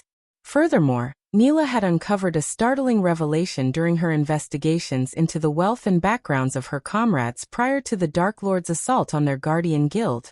It had come to her attention that Alvaro had recently acquired opulent manors and vineyards across the Aur continent. The timing and nature of his newfound affluence raised her suspicions further. In addition, whenever Alara Vauren dispatched a group of elite soldiers to apprehend nobles suspected of colluding with the Dark Lord, they were met with unexpected resistance. Despite the Dark Lord's obliteration of their guardian guild and the massacre of their fellow guardians, Neela remained steadfast in her loyalty to Noah, the supreme guardian. Yearning for her instincts to be proven wrong, Neela turned to face Alvaro, her expression a mix of concern and urgency. "Alvaro, please, you have to be honest with me. We're friends. If there's something you need to tell me, please do so before we meet with Noah." Her words hung in the air, the weight of their significance palpable in the silence that followed. Panda's novel calm. Neela's eyes welled up with tears as her fists clenched in frustration and anxiety. She could see Alvaro's lips trembling and a peculiar glint in his eyes. The signs were clear. Alvaro was undoubtedly concealing something, and it weighed heavily on Neela's heart. But before he could speak, a sudden surge of fear shot through her body, causing the hair on her neck to stand on end. "Look out!" Alvaro's voice rang out urgently, his instincts kicking into action. Without a moment's hesitation, he lunged forward, propelling Neela out of harm's way. Time seemed to slow as Neela's senses sharpened, registering the imminent danger. In the blink of an eye, an arrow materialized from the shadows, hurtling through the air with deadly precision. Alvaro's selfless act of protection came at a terrible cost. The arrow found its mark, piercing through his chest with a sickening thud. Neela's gaze shifted upward, her tear-filled eyes widening in terror as she witnessed a haunting sight unfold before her. Emerging from the shadows of the evening sky were figures cloaked in ominous dark robes, their presence emanating an aura of malevolence. The air crackled with an unsettling energy, sending shivers down Neela's spine. As the figures drew nearer, a chilling realization washed over her. From beneath the depths of their black hoods, gleaming white fangs glistened with a predatory hunger. These were none other than the minions of the Dark Lord, the dreaded vampires who served as his relentless enforcers. Neela's heart sank as she comprehended the dire truth. They had been ambushed. The vampire minions descended with an eerie grace, their dark forms gliding through the air like phantoms. Their eyes burned with an unholy crimson glow, fixated on their wounded prey. Neela's instincts screamed at her to flee, to escape this deadly trap, but her determination to protect her fallen comrade and unravel the mysteries surrounding Alvaro's true allegiance anchored her in place. Chapter 10-12. Noah's return. Neela's gaze swept over the vampire minions that encircled her, assessing their formidable presence. Amongst the group, she noticed the distinctive features of the soul-refining stage vampires, their gaunt faces contorted into wicked grins. Their elongated tongues flicked out, hissing with anticipation as they floated effortlessly in the air, their dark eyes fixated on their prey. But her attention was abruptly drawn to the two towering figures amidst the throng. These fusion stage vampires stood head and shoulders above the rest, their bulging muscles and intimidating stature showcasing their enhanced power. Neela's heart quickened as she recognized the palpable threat they posed. With resolve etched across her face, Neela gripped her silver sword tightly, feeling its reassuring weight in her hand. She channeled her magic, preparing to cast a defensive spell to shield herself against the impending assault. The words of incantation formed on her lips, ready to be unleashed at a moment's notice. Yet amidst the chaos, a groan escaped Alvaro's lips. Against all odds, he struggled to his feet, his face etched with pain and determination. It was a testament to his resilience and an unwavering spirit. As the tension reached its peak, one of the fusion stage vampires stepped forward, his voice dripping with cruel amusement. "The Dark Queen sends her regards," he taunted, his words laced with a sinister undertone. A wicked smile curled upon his lips, baring his elongated fangs, and his crimson eyes bore into Neela's. As Alvaro gritted his teeth, he summoned every ounce of strength to pull out the arrow lodged in his chest. A sharp wave of pain rippled through his body, and blood gushed from the wound, staining his clothes and the ground beneath him. With a trembling hand, he reached for a healing potion tucked within his cloak, intending to mend his grievous injury. But before he could bring the vial to his lips, a blur of movement descended upon them. One of the vampires, propelled by unnatural speed, dashed from the sky, his claws poised to strike. With a fierce growl, Neela reacted swiftly, her hand sweeping through the air with swift precision. In an instant, a burning golden chakra materialized before her, swirling with an intense radiant energy. It formed a formidable shield, blocking the vampire's frenzied assault. The impact reverberated through the chakra, sparks of golden light scattering in all directions. With her other hand, Neela tightened her grip on the silver sword and unleashed a swift counterattack. The blade sliced through the air with an almost ethereal grace, its shimmering edge meeting the vampire's resistance. The clash of metal and fangs filled the night air, a symphony of danger and determination.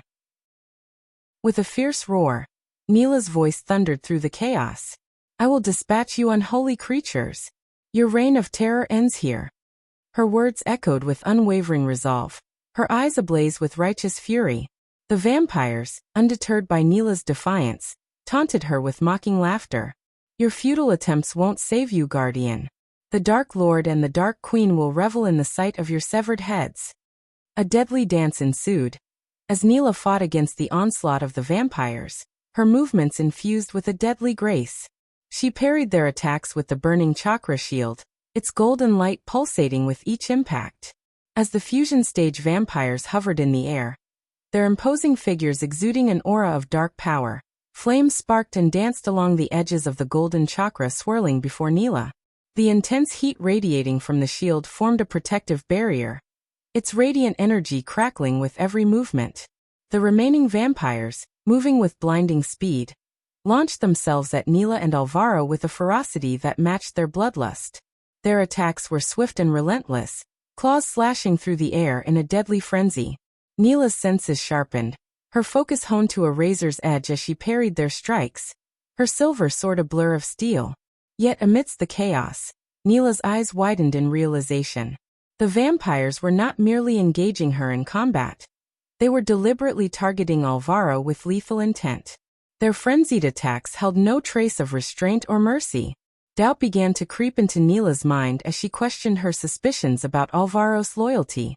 With each passing moment, her doubts grew stronger. The vampires clawed at Alvaro, tearing at his robes, leaving deep gashes across his flesh.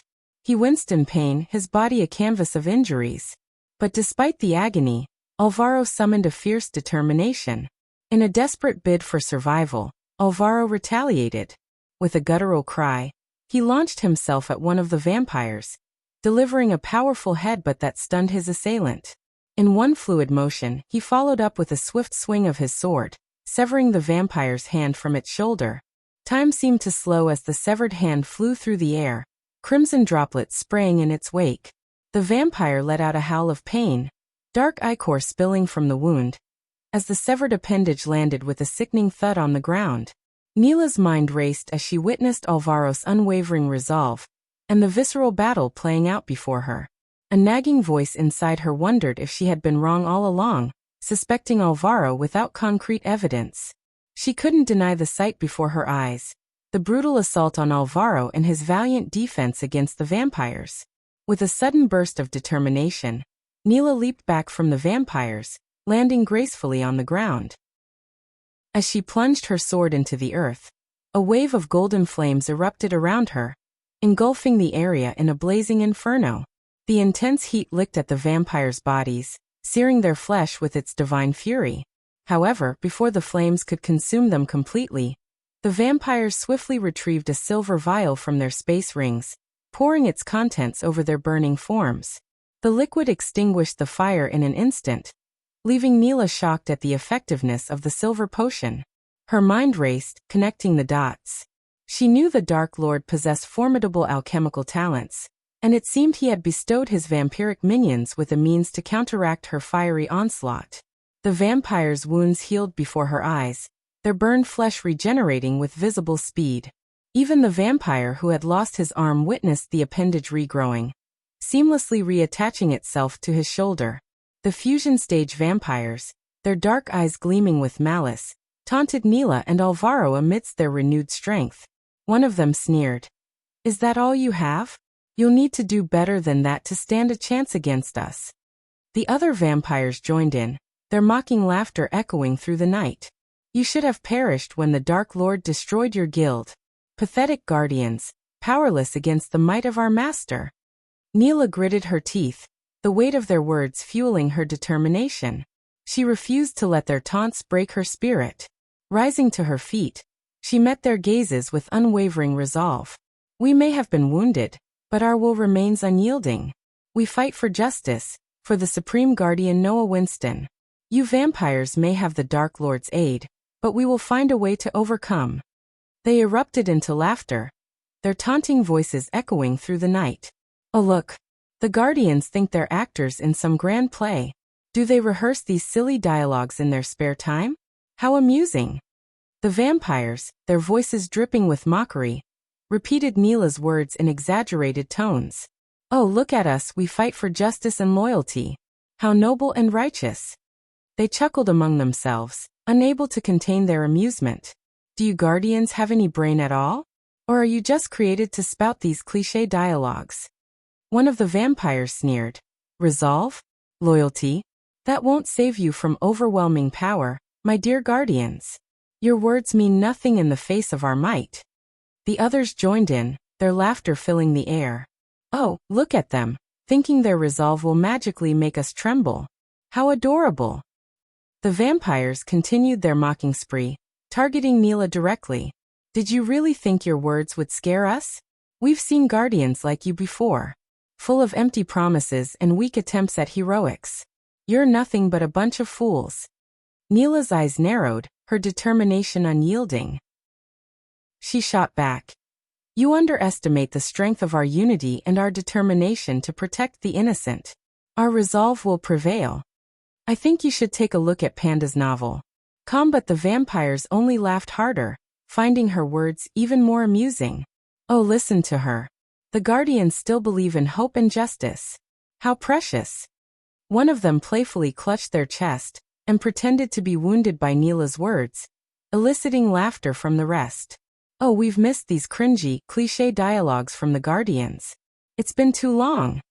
Neela's grip tightened on her sword, frustration and anger burning within her.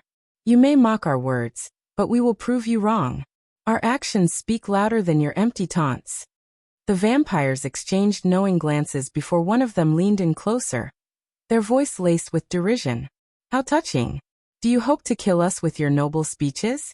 Save it for your bedtime stories, Guardian. The Dark Lord defeated your entire guild without breaking a sweat. What makes you think you stand a chance?" Neela's resolve flickered, but she quickly regained her composure. "We will find a way to defeat the Dark Lord and his minions. We will protect the innocent, no matter the cost." The vampires erupted into laughter once more, their jeering tones echoing through the night. "Oh, listen to her. The brave Guardian, thinking her words will save the day. How pathetic." They continued to mock her, their words like venomous daggers aimed at her spirit. Undeterred, Neela stood tall, her voice firm. "Mock us all you want, but we will never surrender to the darkness. We will fight until our last breath, for justice and for our supreme guardian." The vampires responded to Neela's defiance with sneers and taunts. "Maybe we should kill you now, before you bore us to death with your stupid dialogues," one of them snarled, his fangs glistening in the moonlight. Neela's fists clenched, her determination unwavering despite the mocking gazes fixed upon her.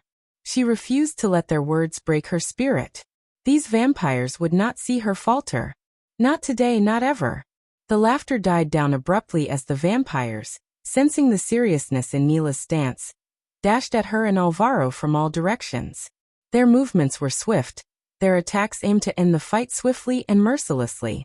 As the battle intensified, Neela channeled her energy into casting spells, her hands weaving intricate patterns in the air. Golden sparks erupted from her fingertips, forming ethereal symbols that glowed with a radiant light. With each incantation, the spells took shape, their manifestations reflecting the pure power coursing through her veins. One spell created a swirling vortex of wind, gusting and howling around the mountain top. It uprooted trees and sent debris flying, creating a barrier of chaos that hindered the vampires' movements. Another spell summoned cascading waves of water, crashing upon the ground and dousing the immediate vicinity, making the terrain treacherous for their foes. Meanwhile, Alvaro wielded his sword with skilled precision, parrying and countering the vampires' relentless attacks. His movements were swift and calculated, each swing of his blade a testament to his prowess as a warrior. He fought with unwavering determination, his eyes locked on his adversaries, seeking any opportunity to strike back. The vampires, however, were not to be underestimated.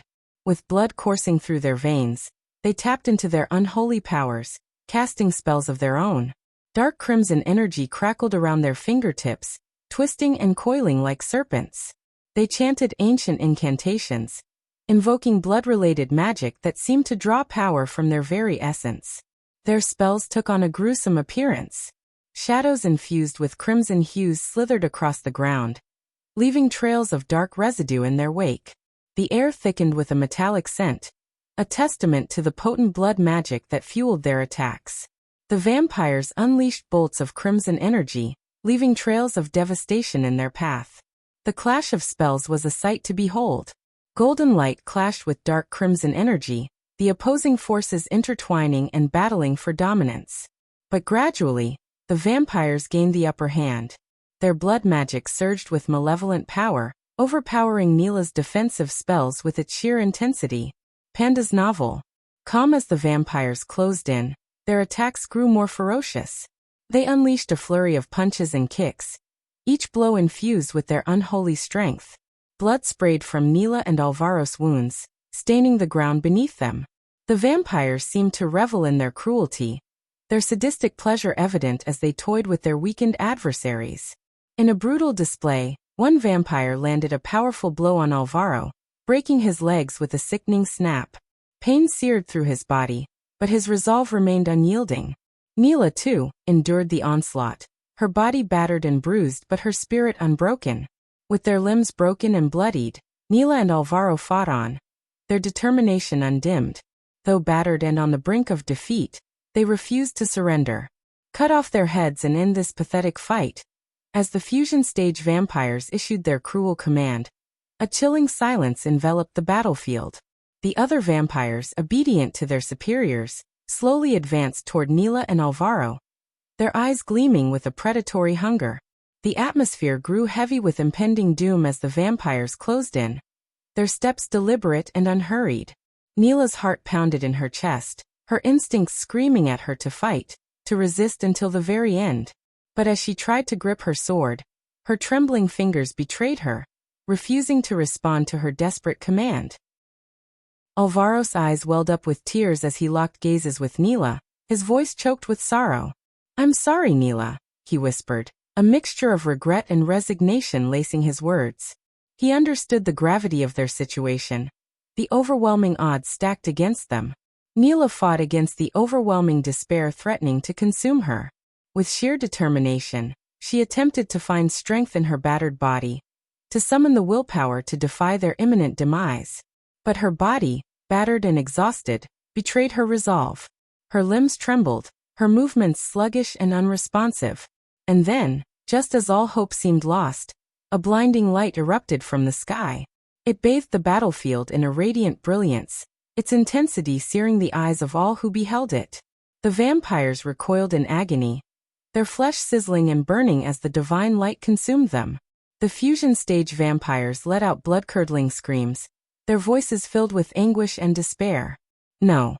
This cannot be," they howled, their arrogant demeanor crumbling in the face of the unstoppable force that sought to obliterate them. Their bodies began to disintegrate, turning to ash that scattered on the wind. Neela and Alvaro, their eyes squeezed shut against the blinding radiance, felt a profound sense of relief wash over them. The intense light acted as a shield, sparing them from the vampire's cruel fate. They huddled close together, finding solace in each other's presence as the world around them was consumed by the divine blaze. As Neela slowly peeked through her hands, she saw a familiar figure standing amidst the bright light. "Noah," mumbled Neela. Chapter 10:13. Noah will fight the Dark Lord. As the radiant light began to fade, revealing the figure of Noah hovering in the air, a hushed stillness settled over the battlefield. His long, black hair fluttered in the ethereal breeze, contrasting against his once immaculate white robes.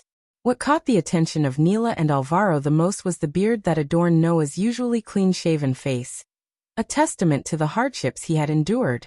Noah's piercing eyes, usually filled with warmth and wisdom, now burned with a fiery mixture of rage and pain. The weight of his responsibilities and the losses suffered weighed heavily upon him, fueling the power that radiated from his very being. The vampires, sensitive to the aura of authority and strength emanating from Noah, shuddered involuntarily, their instincts recognizing a force greater than their own. Noah's gaze swept over the fallen vampires and the broken bodies of Neela and Alvaro. It was a gaze that carried a multitude of emotions: grief for the fallen, determination to protect those he cared for, and a simmering anger directed at the forces that sought to extinguish hope and justice. The vampire minions, once full of arrogance and malice, now quivered under the weight of Noah's presence. They realized the grave mistake they had made in crossing paths with the Supreme Guardian. The balance of power had shifted, and their newfound bravado wilted in the face of Noah's righteous fury. As the vampires laid eyes upon Noah, their hearts skipped a beat. The sheer power emanating from him sent tremors through their undead bodies. However, a glimmer of confidence flickered within them as they remembered Noah's unwavering commitment to his no-kill rule. "Impressive display of light, Noah. But fear not, for we are not afraid of you," one vampire sneered, attempting to mask their unease with bravado. "What can you possibly do? Bore us to death? It's unfortunate for you, Noah, that vampires possess regenerative abilities. And even if you were to suppress our powers, the Dark Lord would simply restore them," another vampire taunted, reveling in their perceived invincibility. Little did they know, they had gravely underestimated the magnitude of the situation. Neela, standing beside Noah, couldn't help but mumble under her breath, "You fools have no idea whom you're trifling with." Noah, consumed by a righteous rage, remained silent. He closed his eyes, allowing his fury to intensify. The air around him crackled with anticipation as his body began to glow, an ethereal light radiating from within. The humming sound of his power filled the air, a testament to the immense energy brewing within him. Unfazed by Noah's impending surge, the vampires jeered and lunged forward, intent on attacking him. Oblivious to the imminent danger, they dismissed the radiant aura enveloping Noah. However, their arrogance proved to be their undoing. In a breathtaking display, the intensity of Noah's light reached a crescendo, surpassing the vampires' supposed immunity granted by the Dark Lord's protections. The blazing radiance disregarded their defenses and unleashed a scorching heat upon them. Anguished screams erupted from the vampires as they writhed in excruciating pain. Their once formidable forms crumbled into ash, reduced to mere remnants of their former selves. Even the two powerful fusion-stage vampires met their demise, unable to withstand the searing brilliance emanating from Noah. Neela and Alvaro, witnessing the cataclysmic event unfold before them, felt the heat wash over them even with their eyes tightly shut. A mixture of awe and trepidation coursed through their beings as they realized the sheer magnitude of Noah's power. With Noah's mortal body merging with his divine essence, he had ascended to the realm of gods. Furthermore, during his unconscious state in the sky hall, the elders exposed him to pure celestial energy, propelling him to the half-celestial stage. Now both Noah and Michael stood at the half-celestial stage, their first step towards godhood, known as the fledgling god rank. Upon attaining godhood, each subsequent advancement within the divine ranks granted a god exponentially greater strength and power. However, despite Noah and Michael's newfound might as fledgling gods, they paled in comparison to the fallen gods, who had already reached the second stage of their godhood, the demigod stage. The disparity of just one rank meant that Noah and Michael stood little chance against the overwhelming might of the fallen gods. Fortunately for Noah, as the god of light, most of the fallen gods were in pursuit of his twin brother, Michael, who bore the mantle of the god of darkness. As the vampires turned to ashes, the radiant light emanating from Noah gradually faded. Noah turned his gaze towards Neela and Alvaro, a flicker of relief washing over him at the sight of his loyal companions. Amidst the overwhelming sadness and burning rage stemming from the loss of his wife Alicia and his family, he found solace in the presence of familiar faces. However, before Noah could descend to the ground, Alvaro collapsed, his body giving way. "Alvaro!" Neela's voice rang out, filled with concern as she hurried to his side. As Neela turned her attention to the arrow's entry point in Alvaro's chest, she noticed the eerie purple veins spreading across his wounded flesh. Alvaro began to cough up purple-tinged blood, a clear sign of poisoning. "Supreme Guardian," Neela called out, her plea reaching Noah's ears as he descended to the ground. Kneeling beside Alvaro, Noah gently placed his hand upon the injured man's chest. A shiver ran down Neela's spine as she observed Noah's palm radiating a warm and comforting light. She tightly grasped Alvaro's hand, her heart heavy with worry and hope, silently praying for his recovery. In this dire moment, Neela realized the folly of her suspicions towards Alvaro. If he were truly a spy, driven solely by greed and lacking loyalty to the Guardian Guild and their friendship, he would never have risked his life by intercepting the arrow meant for her. "He has been struck by a poisoned arrow," Noah spoke calmly, his voice carrying a tinge of concern. Neela's desperation trembled in her voice as she asked, "Can you save him, Supreme Guardian?" Without uttering a single word, Noah firmly grasped Neela's hand with his other hand and closed his eyes. In an instant, a brilliant flash of light illuminated the mountaintop, and the trio vanished from sight, carried away by the mysterious radiance.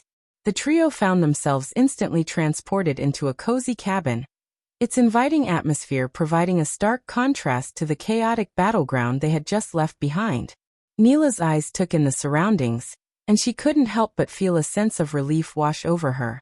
The cabin exuded warmth and comfort, with wooden walls adorned by paintings of serene landscapes and a crackling fireplace casting a gentle glow.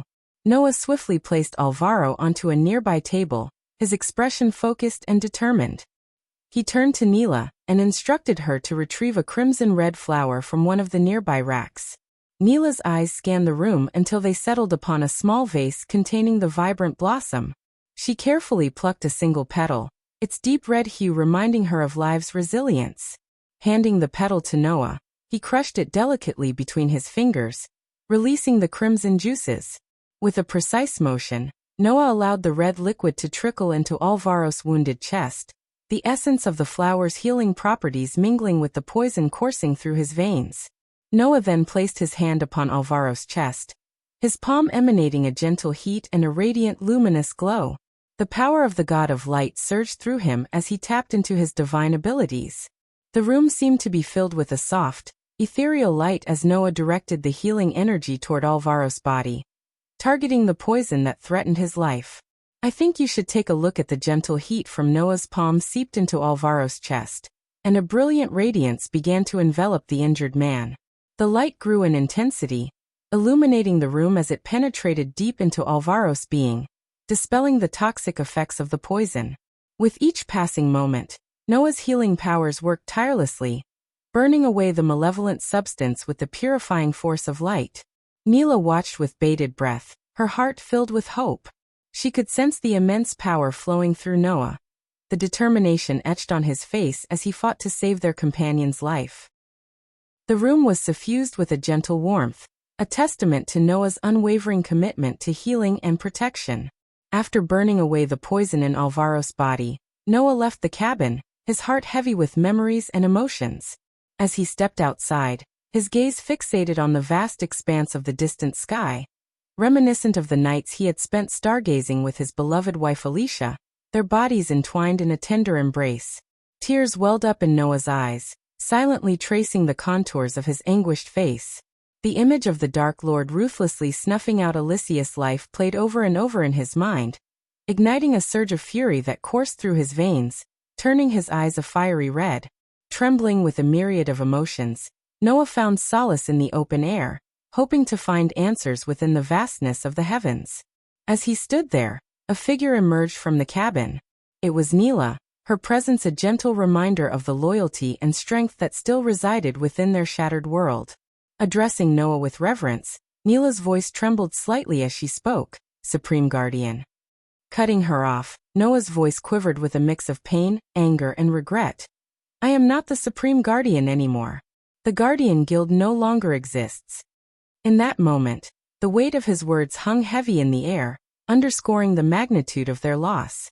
The shattered remnants of the once great Guardian Guild loomed before them, a painful reminder of the bond that had been severed by treachery and betrayal. Seeking solace in Neela's presence, Noah shared his inner turmoil, his voice filled with a potent blend of anguish and desperation. "Tell me, Neela, how does one fight against their own flesh and blood? Ghost, the one who took Alicia's life, is my brother. How can I avenge her when the one responsible happens to share my blood?" In his voice, Neela sensed the torment that consumed Noah's every thought, his conflicting loyalties tearing at the very fabric of his being. The weight of his question hung heavy in the air, as they both grappled with the painful reality that their fight against the darkness was not just an external battle, but an internal struggle against their own kin. Neela understood that in that moment, Noah needed more than a subordinate. He needed a friend. Summoning her strength, she took a deep breath and approached him. "Noah," Neela began, her voice gentle yet resolute. She realized the weight of his struggle, torn between the bonds of blood and the loss of his beloved Alicia. "The Dark Lord is not your brother. Blood does not define family. Lady Alicia was your family, and it was his hands that took her from you." Neela stepped closer, standing beside Noah, offering her unwavering support. Noah stood there, caught in the turmoil of his emotions. The desire for vengeance burned within him, seeking retribution for the life stolen from him. But at the same time, he couldn't help but feel the weight of conflicting emotions tugging at his heart. Neela, sensing his inner struggle, stepped closer, her eyes filled with compassion and determination. "Noah," she said, her voice steady yet filled with empathy, "I understand the pain and guilt that consumes you. But defeating the Dark Lord is not just about avenging Alicia's death. It is about ensuring that no one else suffers the way you have." Noah's gaze met Neela's, his eyes reflecting the battle raging within his soul. "I blame myself, Neela," he confessed, his voice heavy with regret. "I should have seen the signs. Ghost. My own brother. If only I had realized it sooner, 2 years ago, perhaps I could have turned him away from this path of darkness. I failed him, and I failed my family." Neela placed a comforting hand on Noah's shoulder. "Noah, you cannot shoulder the blame for the choices Ghost has made. He had countless opportunities to choose a different path, to turn away from causing harm. Yet he embraced the darkness willingly." Tears welled up in Noah's eyes, his voice trembling with emotion. "But he's my brother, Neela. Flesh and blood. I should have protected him, guided him away from this fate." Neela's grip tightened, her voice unwavering. "Noah, listen to me. Ghost made his own choices. He chose to become the Dark Lord, to sow chaos and destruction. It is your destiny, whether he is your brother or not, to stand against him, to protect the innocent, just as Alicia would have wanted." Noah's heart ached, torn between his love for his lost wife and his sense of responsibility towards his family, both past and present. He closed his eyes, allowing Neela's words to sink in, the weight of his decision pressing upon him. His mind replayed memories of Alicia's laughter, her warmth, and the dreams they once shared. The pain of her loss intensified, intertwining with his guilt and self-blame. I should have been there for her, Neela. Noah's voice quivered with sorrow. I should have protected Alicia, my family. It should have been me who was abandoned, not Ghost. If only I had been stronger, wiser, maybe things would have turned out differently. Neela's presence offered him solace, her unwavering support providing a guiding light in the darkness. She understood the complexity of his emotions, the struggle between seeking justice and grappling with the bonds of blood. Noah, Neela's voice resonated with empathy. It is natural to feel torn, trapped between loyalty, guilt, and the need for retribution. But you must remember, Ghost had his own choices to make. You cannot blame yourself for the path he chose. You did not abandon Alicia or your family. You loved them, protected them. It was Ghost who strayed. Noah's fists clenched, his conflicting emotions warring within him. I never wanted to fight my own brother, he admitted, his voice heavy with anguish. But I cannot let his darkness go unchallenged. I must avenge Alicia, ensure that her death was not in vain. It tears me apart, Neela, to stand against my own blood. But I cannot allow the Dark Lord's tyranny to continue. Neela's gaze remained steady, filled with unwavering resolve. Noah, you carry the burden of your guild, your family and Alicia's memory. It is a heavy weight to bear, but you are not alone. We will face this together, united against the darkness. Ghost made his choices, and now it is your destiny to confront him. Chapter 10:14. Returning to Sea Realm after successfully vanquishing Elder Gravesinger and dealing with Forkrux, Michael stumbled upon a remarkable discovery. He found a skull-shaped medallion among the Elder's belongings, and to his surprise he learned that it was forged in the realm of gods. With Elder's assistance and some careful rune adjustments, Michael managed to harness the medallion's power to create a portal back to Aitenes. Rubbing the smooth surface of the skull medallion, Michael witnessed a mysterious purple vortex materialize before him. Taking a deep breath to steady his nerves, he mustered the courage to step into the swirling abyss, vanishing from Elder Gravesinger's pocket dimension in an instant. Meanwhile, in the Wood Elves' village, the curious and enthusiastic children had gathered around Eladir. Eager for tales of adventure and heroism, they huddled closely, their eyes wide with anticipation. Thilv and Taskin, on the other hand, stood slightly apart, leaning against a sturdy tree trunk, listening attentively to Eladir's captivating narrative about their god, the Dark Lord. Eladir spun a vivid yarn, recounting the courageous exploits of Michael as he confronted a fearsome vampire death squad, battling to assert his dominance and earn their loyalty. The children gasped in awe, their young minds captivated by the tale unfolding before them. Suddenly, a sharp gust of wind swept through the village, causing everyone to startle and turn their attention towards the disturbance. Before their astonished gazes, a magnificent purple vortex materialized near Michael's throne. With an air of confidence, their god emerged from the swirling portal, returning to them from realms unknown. My lord, Thilv, Taskin, and Eladir swiftly bowed before Michael, their faces filled with reverence. After being regaled by Eladir's tales of Michael's heroism, the young Wood Elves regarded him with admiration and wonder, their eyes shining with excitement. Each child longed to emulate their god, aspiring to be just as brave and formidable. We must speak, Michael declared, his tone laden with importance. Realizing the gravity of the situation, Thilv and Taskin exchanged a knowing glance. Sensing the urgency in Michael's voice, Thilv turned her attention towards the children, her expression mirroring concern. All right, children, it's time to explore the wonders of the forest, Thilv gently instructed, suppressing a smile at their playful sighs of mild protest. With a collective nod, the children dispersed, their laughter and chatter fading into the distance. Left alone with his loyal followers, Michael took his rightful place upon his grand throne, radiating an air of command. My lord, what transpired in the Sky Hall? Eladir's voice quivered with both curiosity and trepidation. He could scarcely fathom the audacity of the Dark Lord infiltrating the heart of their enemy's stronghold, and returning unscathed. The mere thought sent shivers down Eladir's spine. A sly grin crept across Michael's face as he nonchalantly crossed one leg over the other, reclining upon his imposing throne. Exceedingly well, my friend, he began, his voice tinged with a mix of satisfaction and mischief. We now possess the pocket dimension housing the demon coffins. With enough time and resources, we can resurrect this ancient race. Taskin and Thilv couldn't help but shudder at the mention of resurrecting such formidable forces. They had been fortunate to live in the world of Itenes, where their greatest perils had been the natural predators of the forest, until recently encountering the relentless Skyhall soldiers. Yet, compared to their relatively peaceful existence, Michael's challenges seemed insurmountable. His list of adversaries grew with each passing day, and a restful night's sleep had become a luxury of the past. Eager to witness the downfall of the Skyhall, Elidar's emotions were torn between terror and elation. Having endured 3 millennia of imprisonment at the hands of the Skyhall, his hatred for the institution knew no bounds. He would gladly sacrifice anything to witness the Skyhall razed to the ground.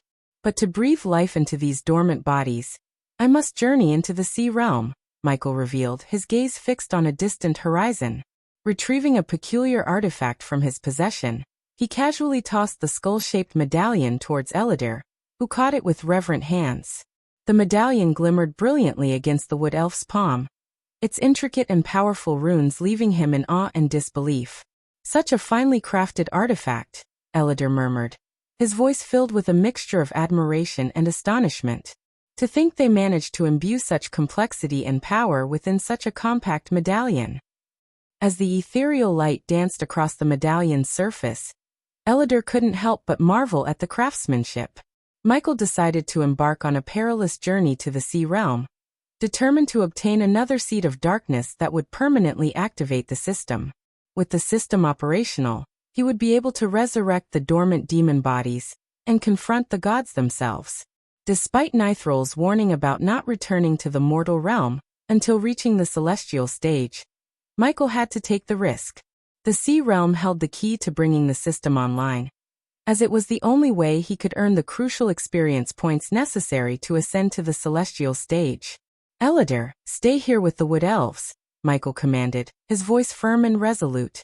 Assist them in dismantling the outpost of the Skyhall soldiers.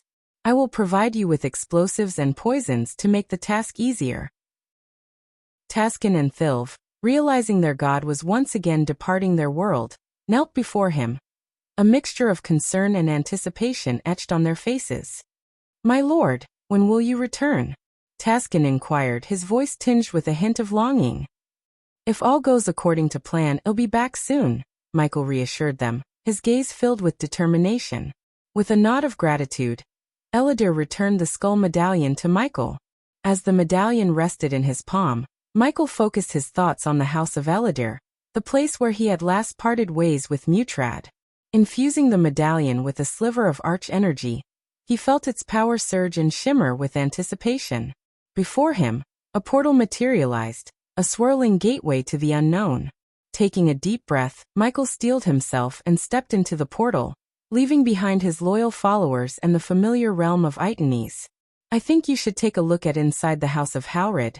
Valen sat regally upon his throne, while his fellow elders occupied a row of seats before him. The hall itself was a marvel of underwater construction, nestled in the depths of the ocean. With no sunlight to penetrate its depths, the hall relied on the ethereal glow of the Arctic barrier surrounding the city as its primary light source. The hall's architecture was nothing short of majestic, reflecting the grandeur and power of the Howrids. Intricate designs adorned the walls, showcasing the craftsmanship of the ancient builders. The ceiling soared high above, adorned with a magnificent chandelier that shimmered with a soft, blue luminescence. Each crystal sparkled like stars in the vast oceanic night sky, casting gentle rays of light that danced and played upon the water below. Behind Valen, a wall made of transparent glass revealed the mesmerizing expanse of the deep blue sea. Schools of vibrant fish swam gracefully, their colorful scales reflecting the scattered light. Their presence added a sense of tranquility to the hall, as if the creatures of the ocean were drawn to witness the council of the Howrid elders. The gentle currents outside the glass wall swayed the seaweed and coral, creating a mesmerizing display of movement and life. The vibrant hues of the underwater flora and fauna painted a vivid tapestry against the backdrop of the endless blue sea. It was a sight that reminded the elders of their connection to the vast oceanic realm they called home. Unlike the calm sea behind them, Valen and the elders bore a frown on their faces, indicating the turmoil in their hearts. Among the elders, Mutrad was one of them. In fact, after Michael, the Dark Lord slaughtered the elders of House Arctic and majority of the House Gladrath, Mutrad had been assisting Valen in regaining the stability in Arctic Hall. Without the Arctic Hall elders and House Gladrath, some of the Serpent Hall elders were making their moves against Arctic Hall. This was a delicate era for the Sea Realm as their peace was overridden by people's greed for power, especially the people of Sea Serpent Hall. Contrary to the serene sea beyond, the faces of Valen and the elders bore a collective frown, betraying the internal turmoil they experienced. Among them, Mutrad stood as one of the key figures. After the Dark Lord, Michael, had mercilessly slain the elders of House Arctic and decimated House Gladrath, Mutrad had tirelessly assisted Valen in restoring stability to the Arctic Hall. However, with the absence of the Arctic Hall elders and the weakened House Gladrath, the Serpent Hall elders had begun to make their moves, driven by their thirst for power.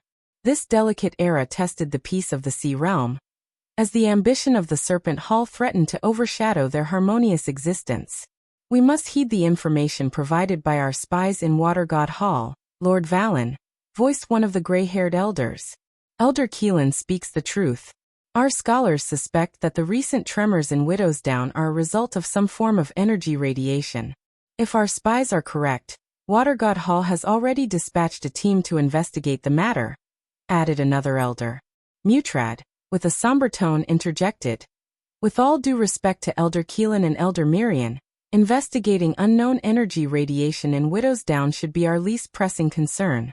We have received multiple reports indicating that the Sea Serpent Hall is preparing for an invasion, and numerous elders in House Gormak are conspiring with them.